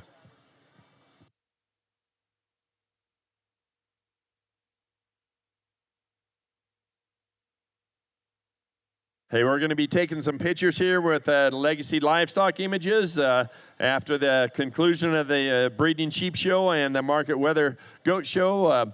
And after, we're going to wait about a half hour. Then we're going to go senior goat showmanship.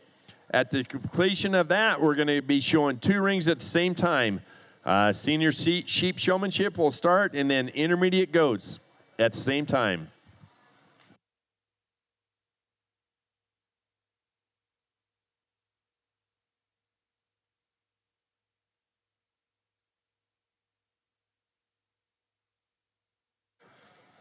So it looks like our next class on the breeding ewe side, champion Blackface cross breeding ewe. Class winners, seconds and thirds, be ready, please.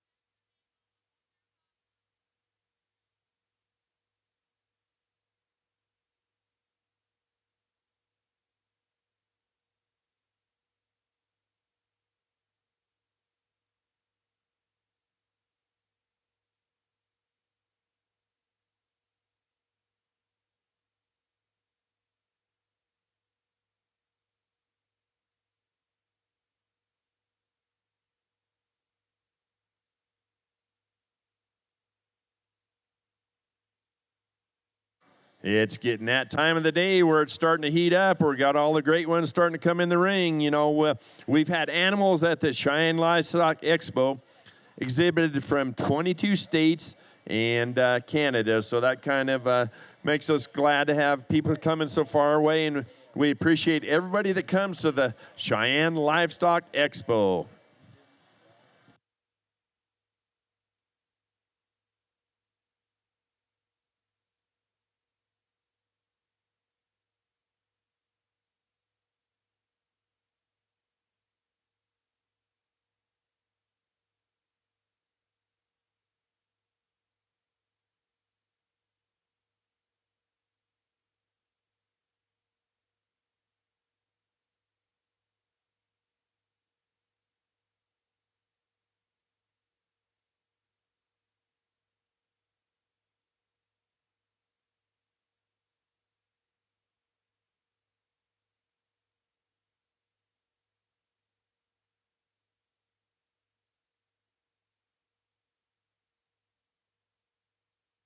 We're getting ready for that top 5 in the Class 14 Market Weather Show. Top 5's coming to us.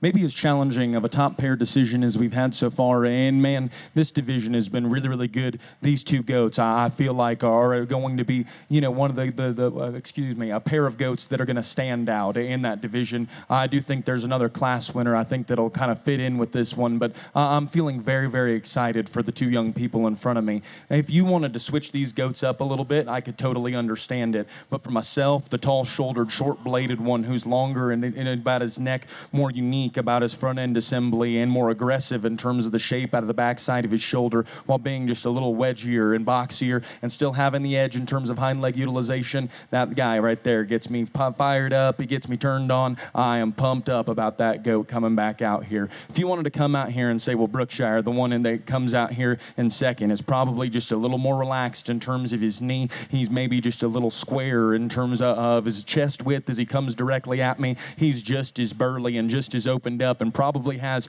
just a little bit more in terms of the seat of his pants. I would definitely agree with you. For myself, he's a little crestier in terms of his neck. He's a little more open up at the point of his shoulder. He's not as uniquely shallow in terms of the base of his chest. But young lady, I'd still be pretty pumped up. That is a very, very high caliber critter with a tremendous amount of rib shape, and yet still that goat has a very proportional, balanced look there from the side. I do think it gets close between 3 and 4. I sided with the extra mass and burliness of the goat that's going to be here in third. He's better in the turn to his upper cage. He's bolder about the upper portion of his hip, and he's more dimensional down into his lower stifle. Is he just as unique and shallow in terms of his chest as those on either side of him? Really, he's not. But man, that goat has a lot of terminal merit, and that goat still has a very, very good look there from the side. Unfortunately, he just came in here with some stallions. This goat right here on the standstill, man, I think that goat is special. He is high tying, he's short bladed, he's tall shouldered, fit to the nines. His shape and touch are absolutely awesome. Again, I want to pull that goat down in terms of his rear rib ever so slightly, and as I compare him to those ahead of him, he just doesn't have the same kind of punch or Arnold-like finesse from a muscularity standpoint as those ahead of him.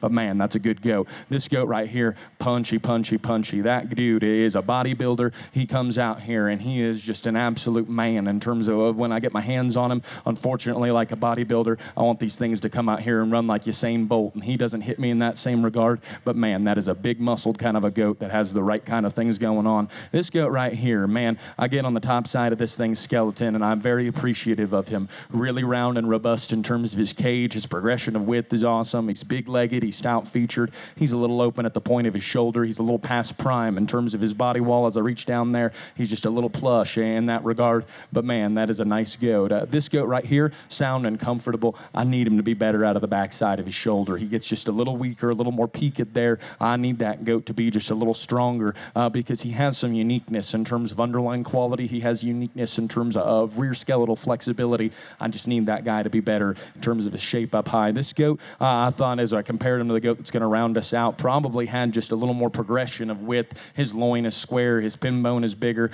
Maybe not just as aggressive in terms of his back shape. Maybe leaves me just a little bit narrower. This goat is unique because he's one of the goats that's going to round out our class that has legitimate touch. He is fresh and hydrated, and so, young man, my hat's off to you for that. He maybe is just a little bit off in terms of lower skeletal quality that I'm looking for, but man, that goat's touch is very, very good. Congratulations to that class. Excited to see the two of them out here again.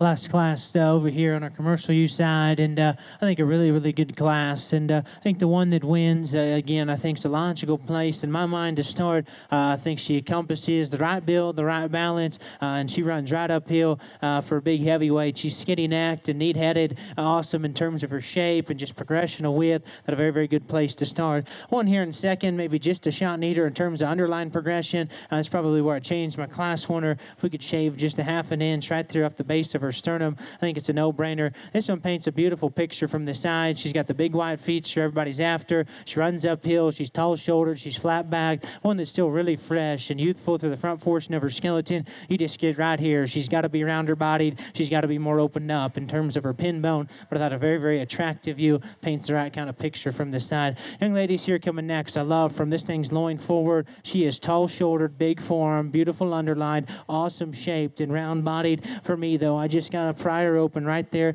at the backside of her pin bone and just freshen her up right there at the heel of her loin. But a really, really nice sheep to sit there in 3. One coming here in 4, I think similar story. Really neat up front, tall-shouldered and skinny-necked and flat-backed. But again, just got to power her up. From the same token, I just thought she had to be just a shout rounder right there in terms of her cage and her body. Young ladies here, it's going to round now. It's a stout-featured, really good built one. She's just got to be just a little fresher, just a little shallower right there to the base of her chest and sternum. If you guys would, give them a nice round of applause. Excited to get into our champion Blackface U-Drive.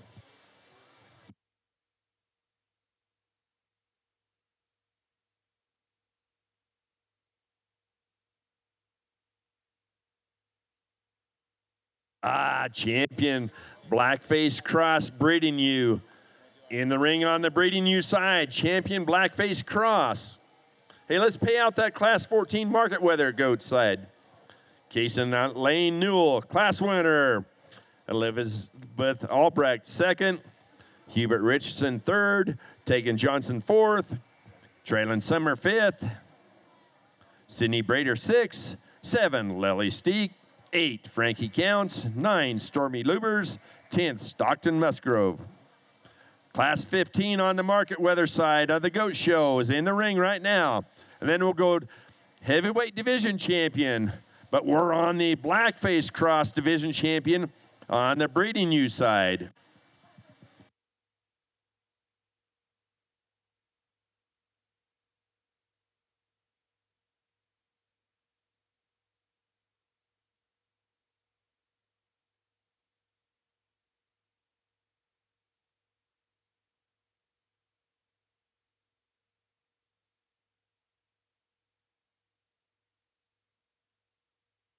Let's tell you who's for that champion Blackface Cross. Class 9, Taylor Tanner is first. Addison Tanner is second.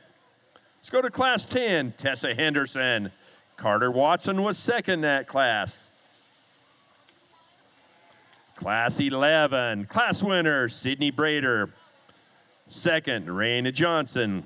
Class 12, Raina Johnson wins it. Carter Watson is second. Class 13, Baylor Johnson. Second goes to Bella Campbell, excuse me.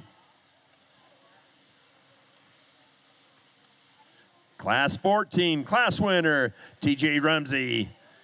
Elizabeth Albrecht will be second in that class.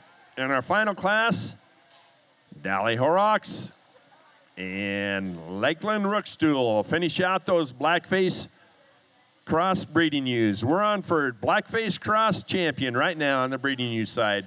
Last class on the market weather side, class 15.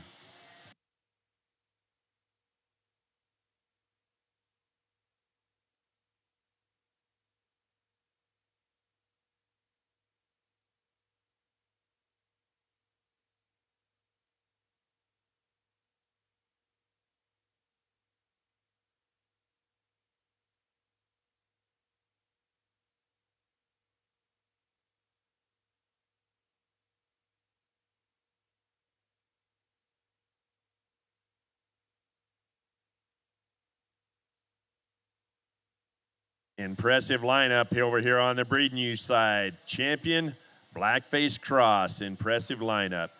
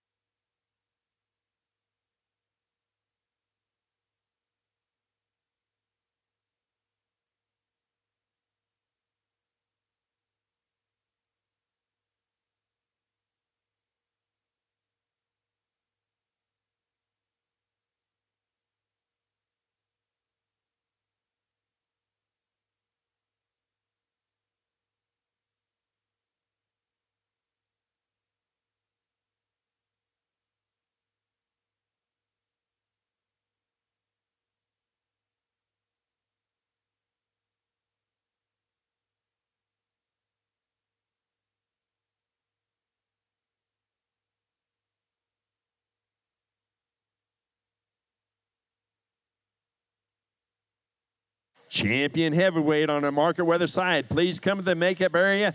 Check in with Kinsey. Champion heavyweight division, market weather side. Arboretum Division champion. We're on this Blackface. There's a lot of individuals out there, but you guys that won all those breed champions early on the breeding ewe side, please check in at the makeup area, please. All breed champions and reserves, please check in.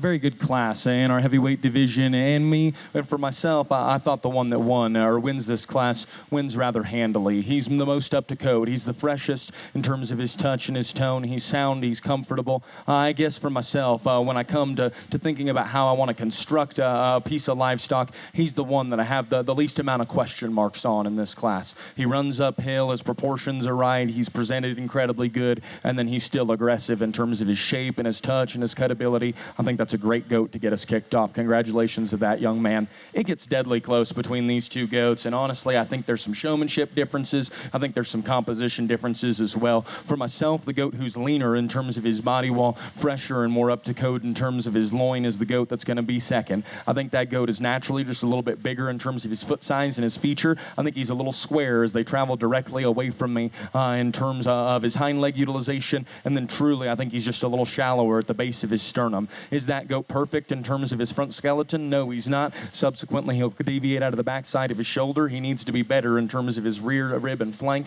I see that, and that's where I love the goat that's going to come out here in 2. He's deeper and sappier in terms of his rear rib. He's stronger out of the backside of his blade. That goat still maintains a heads up, high quality image there from the side. For myself, he's a little deeper in terms of the base of his chest. He can't match the same kind of foot size and feature. Ultimately, what gets him here stuck in third, as I watch that goat go directly away from me, his right hind will get a little searchy to the outside of his skeleton, just more comfortable with him here in 3. I thought the goat that came out here in 4 had a lot of intrigue and a lot of uniqueness. Really square loined, really big backed, heavy muscled kind of a critter. Again, as I compare him back to those ahead of him, when I set that goat into motion, and does he maintain his lower body symmetry the same kind of way? No, he doesn't. Is that goat just the longest and levelest hipped? No, he's not. But that goat is fresh, and his hide is awesome. I think that goat is still very up to code in terms of the way that he handles over his forerib. To me, just read a little round, maybe not as unique in terms of his underline. This goat right here, again, a goat that reads like he's got just an incredible feeding look. 50-gallon drum for a rib cage with the right kind of spread and mass up high. I set that guy into motion, though. He gets a little deeper. He's a little bit more plush in terms of his body wall. He's not just as aggressive in terms of his touch and his tone. And then as he goes directly away from me, I just want to give him just a little more strength there in terms of his hock as well. Wild-looking goat that I thought needed to be opened up in terms of his body. I thought that goat needed to have just a little bit more muscularity to play big ball with them boys up there. But I thought this goat was wild-looking from the side and awesome presented and shown to the nines. This goat right here has all the muscularity in the world. For myself, he was a little rigid in terms of his hind leg. He wasn't just as comfortable in terms of his front skeleton either. But man, I thought that goat had just a big ripped up back. This goat is wide and opened up in terms of his chest and really round rib. He's just a bit softer and more generic in terms of his handling quality. But man, wide skeleton, round body. This goat right here has big, gigundous legs. To me, he's a little deeper up front. He looks just a little bit more mature. I want to freshen that guy up and give him a bit more youthful look. This guy is really youthful in terms of his look, really juvenile. He's got that goosey head and neck carriage. He's got the height, the shoulder, needs yanked down in his flank. And as I watch that guy go directly away from me, he needs to be more Arnold-like in terms of his rear shot. This goat right here is awesome in terms of his cage and his rear depth of body. For myself, he looks just a little bit full and a little tanky. I wish that goat, we could just dial him back from a composition standpoint. But young lady, you're doing a fantastic job. A very nice critter to round us out. Congratulations to all those exhibitors. Big round of applause for them if you would. As you get out here for a champion, our Blackface drive, I thought tremendously high quality. I thought fun and yet challenging division to go ahead and work through as I come back out here. Just a little different in terms of kinds and shapes and sizes, but at the end of the day, just try to manage each class and sort the ones at the top that hit you the hardest and you think represent the most amount of quality. My mind's really not made up just quite yet, so I'm going to go through and talk about them, positives and negatives, so you guys kind of know where my head's at on the ones that it's down to. One that wins Class 3, I think, is very, very far-reaching and has some very, very interesting pieces. Her chest is opened up and really, really burly. Her forearm's giant. She's tall-shouldered. Her neck's skinny. Her back's flat. She's tremendous in terms of her touch, her shape. Right of the backside of her blade and shoulder is very, very impressive. The roundness there to her body is absolutely awesome. She's big and square in terms of her up rip and pin set. The question mark on her is if she's just got enough right there in the seat of her pants. And again, if you say that she does, I think she's a definite contender. One that wins the next class is one that when the view is right, it is good as good gets. She is really, really stout, down low.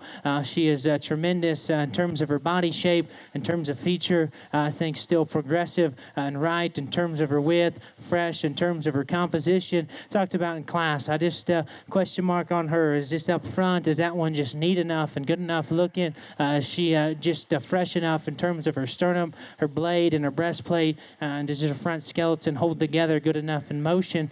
Again, if you say it does, I think she's an absolute contender. A young man's here out of the second to last class here in the black shirt. I really like this sheep. Propped up from the side, I think that is a lean, athletic, tall-shouldered, skinny-necked one that paints a really, really good picture in terms of his skeleton and design. She's probably as impressive in terms of her touch and tone as any of them within this particular drive.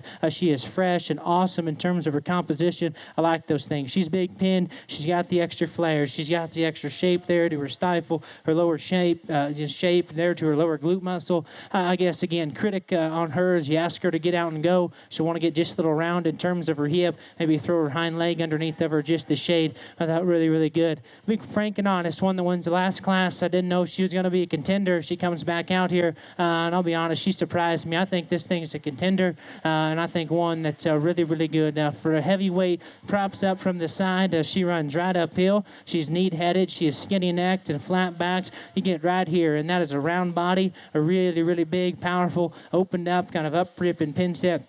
He's tremendous in terms of just the flair she's got to her stifle and her glute muscle. Again, as we talked about in class, I think propped up from the side, she maintains her skeletal quality in terms of build and balance really, really good. When we ask her to get out and go in motion, she'll drop right there at the base of her chest and her sternum just a little bit. She'll get just a little round in terms of her hip. She'll want to jab there on her non-show side hind leg just a little bit. But man, right here, she's opened up. She's round-bodied. She paints a really, really good picture. Again, it's tough. There's not a perfect one, and they're all just a little bit different in terms of their types and their kinds. If you guys would, give them a nice round of applause. I'll give them one last look, and then we'll get you a champion in reserve.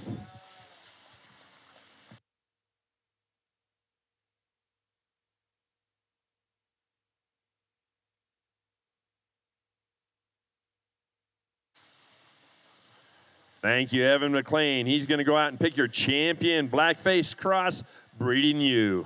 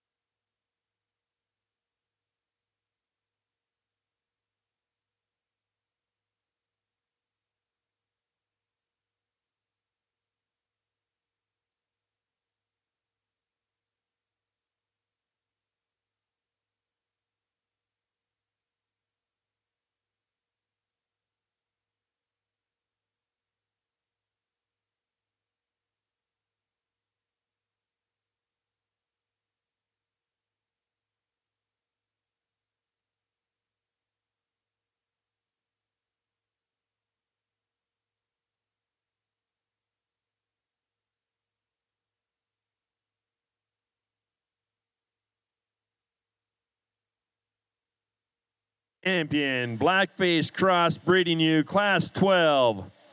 Rihanna Johnson, congratulations. Class 12.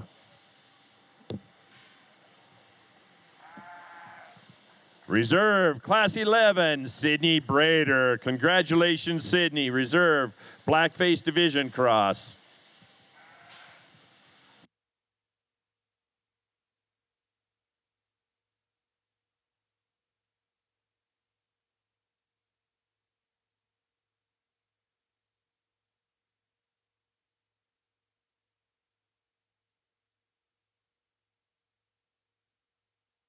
There we go. Let's pay him off in that Blackface Division. Champion, Rihanna Johnson. Reserve, Sydney Brader.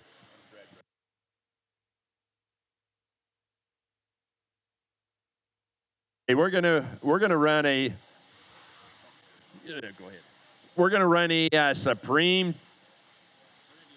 We're gonna do heavyweight drive in the goat show right now, guys. Heavyweight drive in the market weather show, and then we're gonna come back and do a Supreme in the U show. I got to make sure we get all of our breed champions. All of our breed champions, please be lining up so we're ready. Heavyweight in the market weather show right now. Class 12 winner, Talissa Tangen. Second in that class goes to Zane Richardson. Next in the ring, we're going to go to the class winner, Class 13, Bennett Gordon.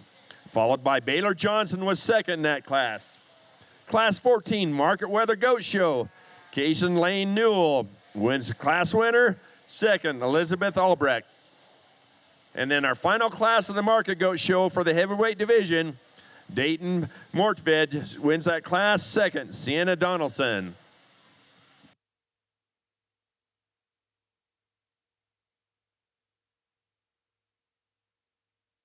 So as soon as Nate picks his champion heavyweight, we're going to do a Supreme in the U show, and then right after that, we're going to do a Supreme in the Market Weather show on the goat side. So where the heat's coming to us right now, pay attention.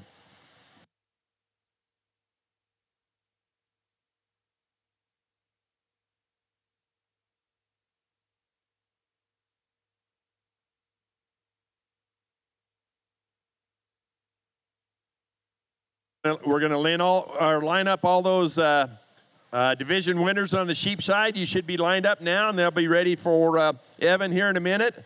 And then right after that, we're going to have the goats lined up and be ready for the champion.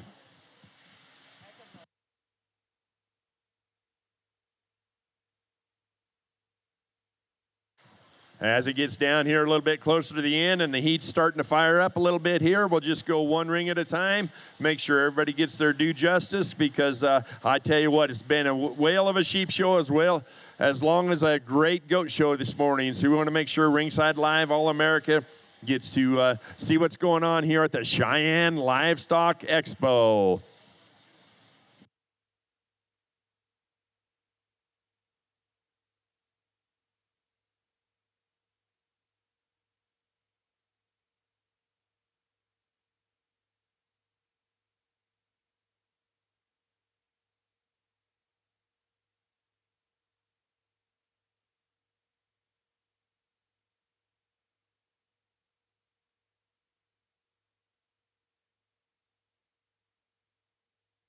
Remember, as soon as the champion Market Weather and the goat shows pictures taken, or excuse me, is selected, we're going to take pictures. But 30 minutes after that, we're going to do some senior showmanship on the goat side.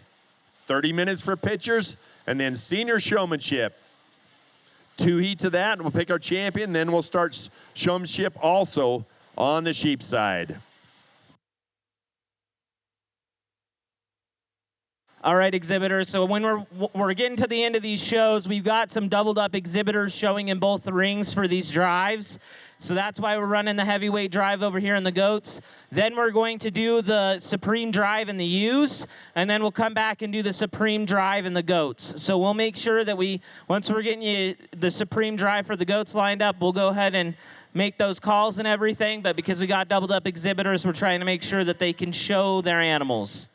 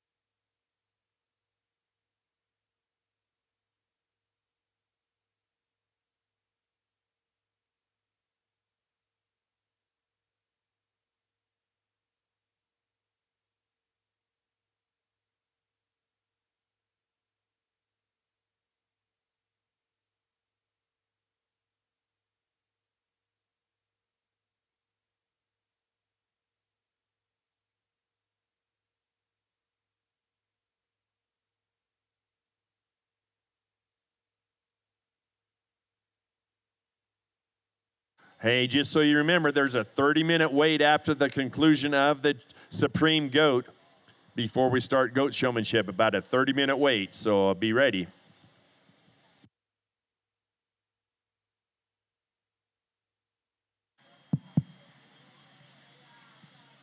Each division that we've gone through has been absolutely incredible. And so, again, I apologize for my repetition of saying just how good your stock is. I apologize for saying how good each one of your class winners is, but it's truly how I feel, and so I'm really not that sorry about it.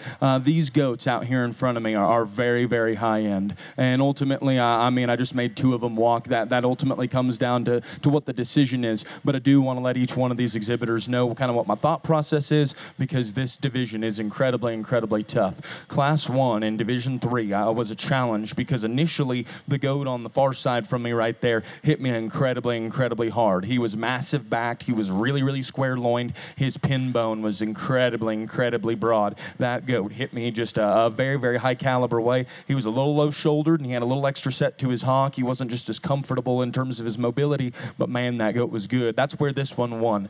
Proportional, balanced, high quality kind of a critter who was sound and comfortable, presented incredibly well. As I throw this goat back out there, is that goat just an outlier in terms of muscularity? Is that goat Arnold-like as we get on top of him? No. Is that goat just the craziest looking one that I've ever seen? Absolutely not. But man, that goat, it just represents good, high caliber, high quality stock every day of the week and twice on Sunday. That's a good piece of livestock. Class 2, man, that was a quick and dominant win for this young man and his goat. That goat out here is bar none the soundest and the most comfortable and the most flexible, especially in terms of its front skeleton.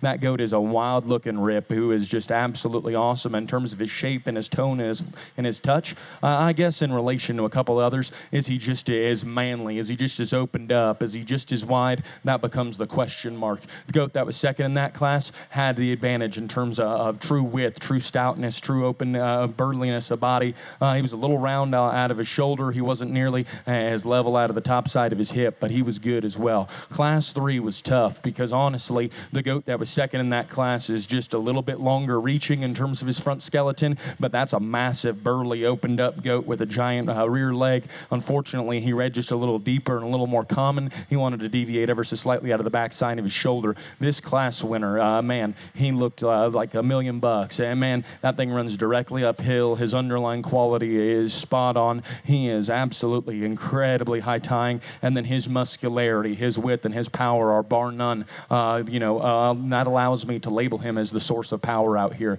Is he perfect in terms of the reach of his front skeleton? No, but more than good enough. But that was kind of my question mark on him. And then our last class winner, a goat that in my mind just checked so many boxes. And I hate saying that because I hate saying the word complete. I always think it borders the line of common and generic. That goat's really sound. He's really big backed, and yet he's still incredibly fresh relative to his size and weight, which is impressive to do. So, I think that goat is very good in that regard. The goat that was second in relation to our third was just a little shallower, a little square loined, a little more up to code in terms of its composition. Ultimately, it's a 2-horse race out here. There's a battle out there for third as well. I'm going to keep 3 of these bad boys back. But man, big round of applause. This is a very, very good stock here in front of us. Congratulate these exhibitors with a tremendous amount of applause.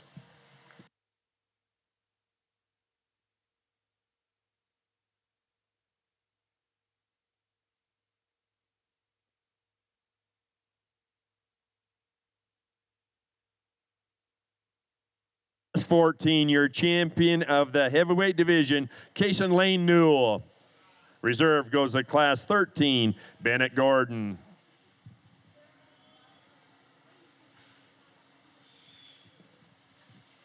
We're going to go a little deeper here in this heavyweight division in the Market Goat Weather Show.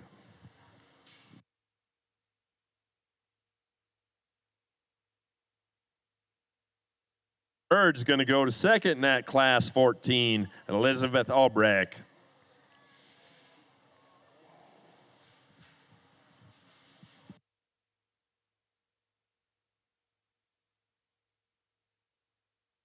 We placed 3 in that heavyweight. Hey, Supreme Champion, breeding you on the sheep side. Evan McLean's going to sort them for us here. I think we're getting them lined up there. Let's enter the ring. Supreme Champion breeding you. We're going to sort out 5, and we're going to pay 5. Supreme Champion breeding you.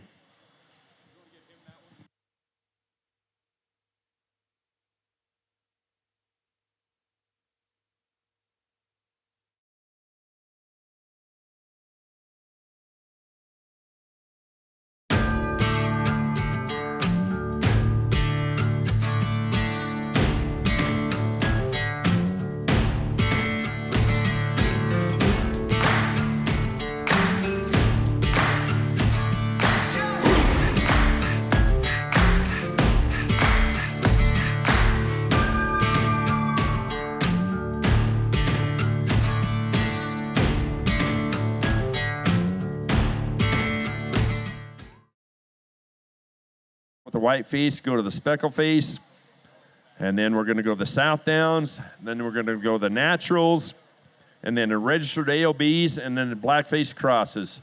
We're going to line them up that way, and we're going to go 5 deep here, and we're going to take some pictures of those. Livestock Legacy Livestock Imaging is going to snap some great photos over at the backdrop.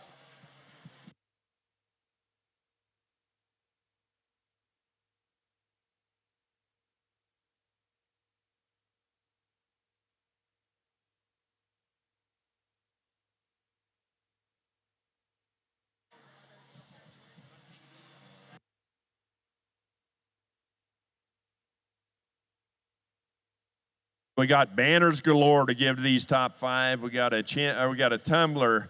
We've got some of that Pine Bluffs distilling stuff for the parents of the Supremes today and the reserves. So thanks Pine Bluffs Distilling for helping us sponsor all that. But we got a lot of stuff coming your way. Supreme Champion breeding you in the ring right now. Thanks to Ringside Live for making sure everybody across America gets to see this.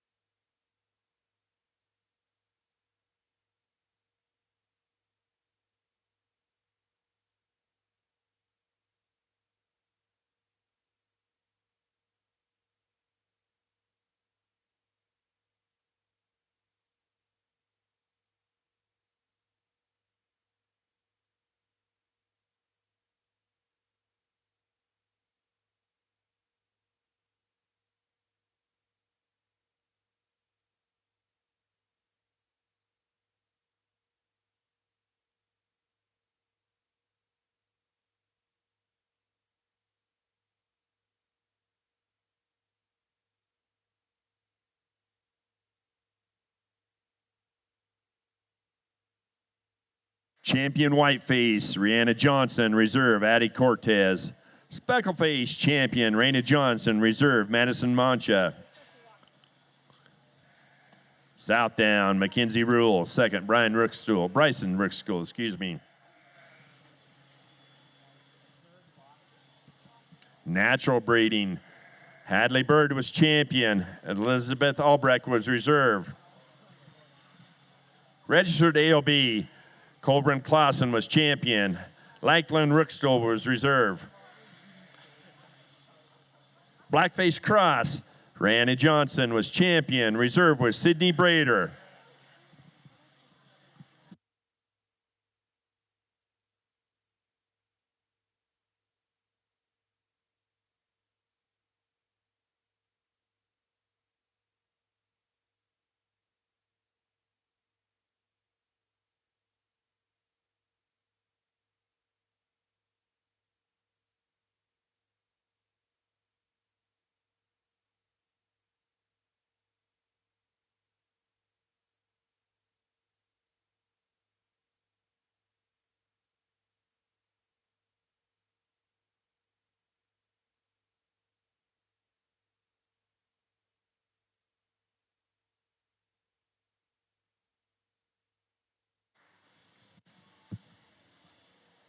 I know that we've still got showmanship here later this evening, and I'll get to rejoin you tomorrow for your doe show. But I want to first thank Dylan and his crew and his family for the opportunity to come out here.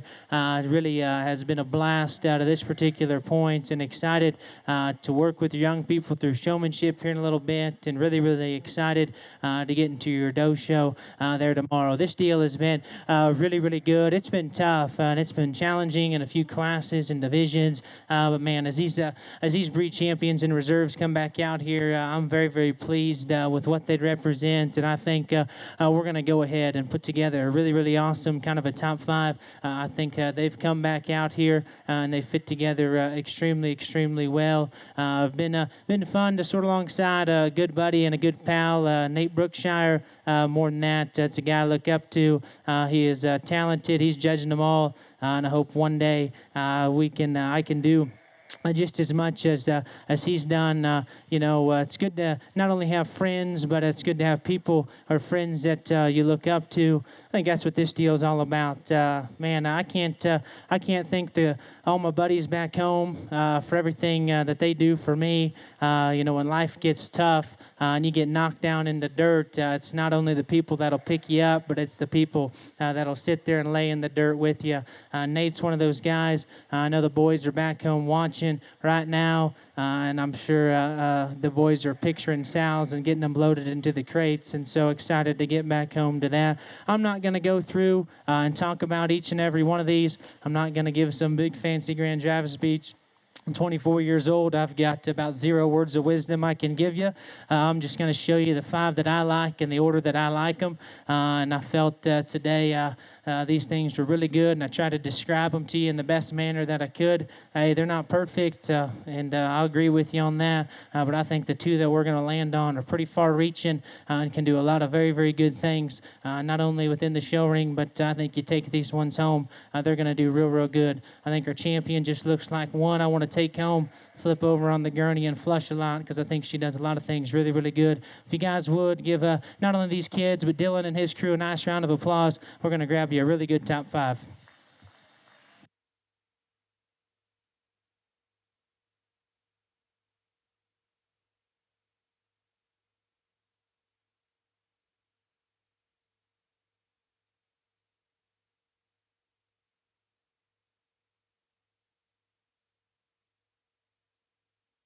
Supreme Champion breeding you.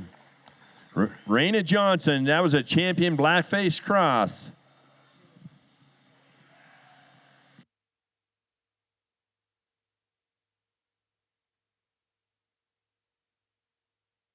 Evan McLean's going to pick his reserve Supreme Champion right now. Champion Natty.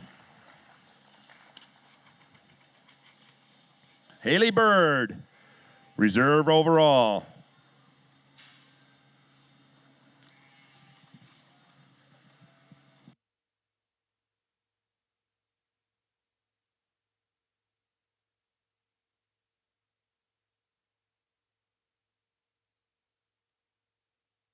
Overall, Sydney Brader comes out of that Blackface cross, 4th.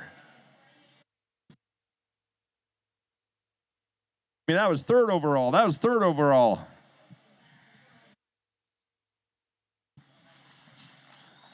Reserve Natty's going to be 4th overall. That's an Elizabeth Albrecht.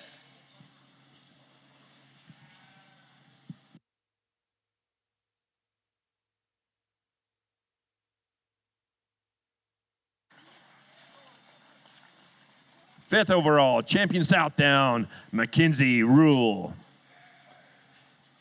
Is that right? Yeah.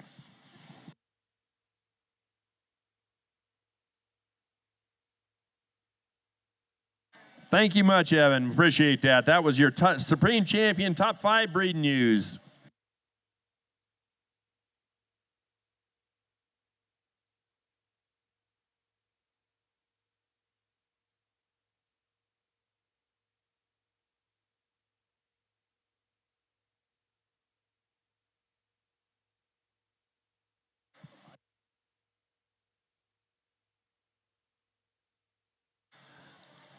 Junior Market Goat Show. Market Weathers.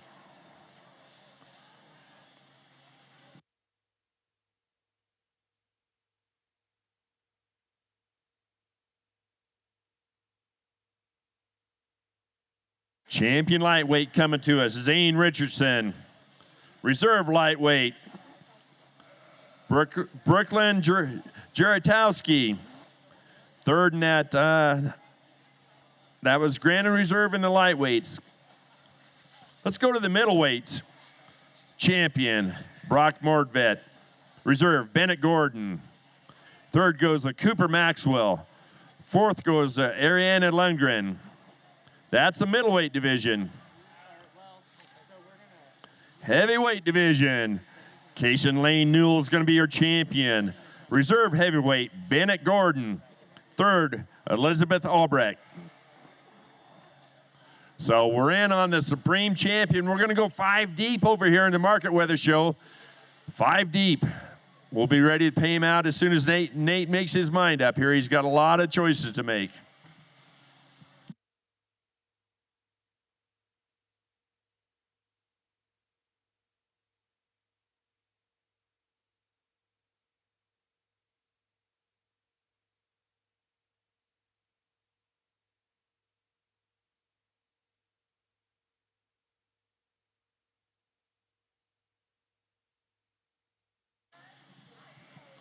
We're going to pick 5 out here on the goat side. We're going to line up. Hey, I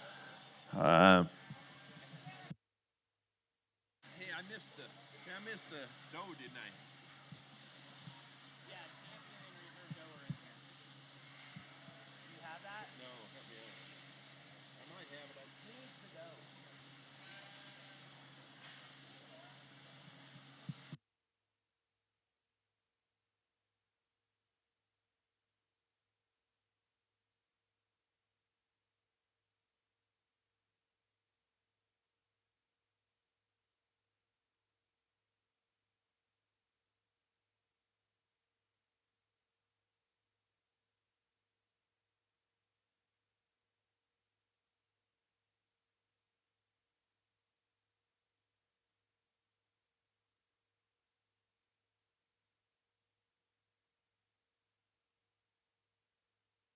Oh, yeah. Hey, I missed these market does that's coming back for our Supreme. I missed those market does.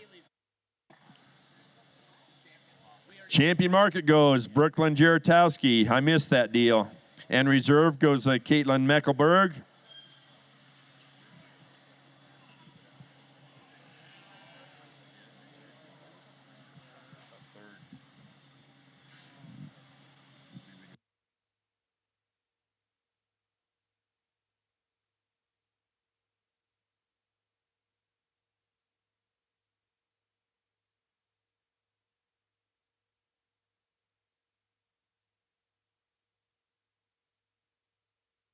And third in that market doe division also goes to Brooklyn Jaratowski. So we're going to pick 5 out of these 4 divisions, 3 deep in each division. Nate's going to bring us back his best 5.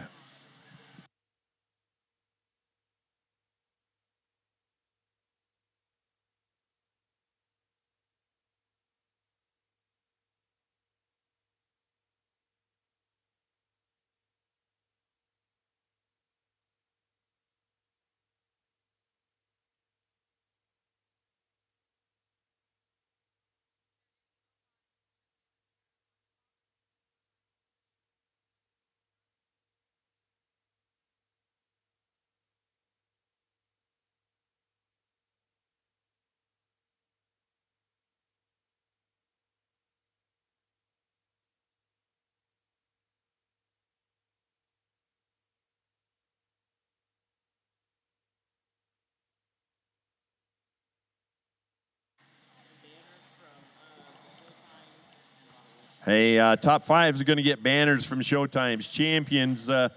For sure get them. Then we're going to give a clipper bag out to the champion. We've got some of that distiller's whiskey from Pine Bluff Distilling going out to the parents of the exhibitors of the champion. So we got a lot of nice stuff, plus a check coming towards the end of the day. So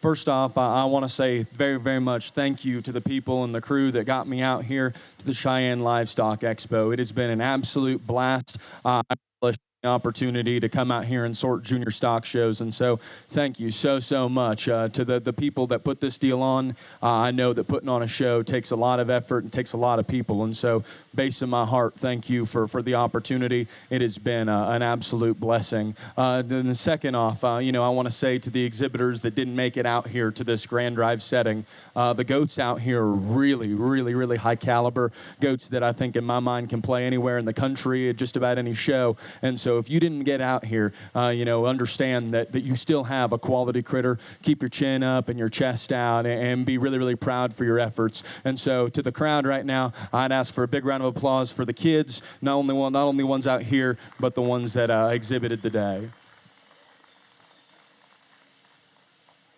Just like Evan said, I'm 25 years old. I don't have a whole lot of a soapbox to stand on. I still got a lot to learn about living myself. But Evan is a really good buddy of mine. And so, like he said, two guys that'll lay with you in the dirt. Evan's one of those guys. And as much as Evan says that he looks up to me, I've always looked up to Evan. He is a very talented evaluator who sees stock incredibly well. He has been on just an absolute tear, both in the show ring and, judging these deals. And so, Evan, I'm really happy that I was able to sort this on the, opposing ring to you. You guys will have an absolute blast on the goat side with him tomorrow during the doe show. To the kids out here, I just want to tell you guys to be really thankful and really grateful. There's a lot of people that go into the success that you guys are about to have. And I know that we're going to pick 5 of you, but man, you guys have all achieved some level of success to get to this point. Your family probably left on Thanksgiving or maybe even earlier. They traveled a long way. I know there's families from all over the country. And so to the kids here, always go home and tell the people that you're thankful for them. I was able to go home the other day and, just remembering what it's like to be around family after not being around them for so long. Never take that for granted. In the spirit of the holiday season, I do want to tell you guys, when we talk about being thankful, be thankful for more than just the opportunity to come out here and show. Be thankful for the industry. Be thankful for the people that you're going to get to correspond with for the remainder of your life, because those people will be with you through thick and thin, like Evan said, and those people will help you grow yourself and then grow as a person. Again, like I said, I didn't have much to say. That's all I wanted to say, so just be real thankful. The goats out here, we've described a bunch. They look absolutely incredible. Hats off to the feeders, fitters, and the showmen out here. I'm going to put the mic down. I'm going to get you a top 5. Thank you so much for having me. I look forward to doing showmanship here in a bit. thank you, Mr. Nate Brookshire. Champion heavyweight, Casey Lane Newell. Reserve class Middleweight, Brock Mordvet.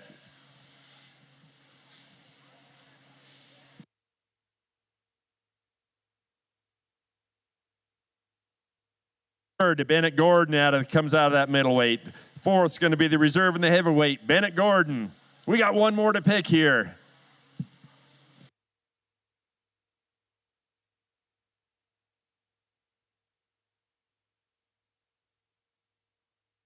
Third in that heavyweight, Elizabeth Albrecht. You're going to finish that out. What an awesome goat show. Thank you, each and every one of you. Thanks, Nate, for getting them lined up for us. Hey, half hour from now, we're going to go take some pictures with Legacy Livestock Imaging over there. And 30 minutes from now, we're going to start that senior goat showmanship. We're going to run 2 drives of that and then the champion. And then after that, we're going to do intermediate in that ring and seniors in the sheep ring. So sheep will start senior showmanship as soon as the senior showmanship's done in the goat show. That should alleviate any conflicts we have the rest of the afternoon. We appreciate you being ready for us. We're going to try to run them through, make it a nice, snappy show, but pick the best ones.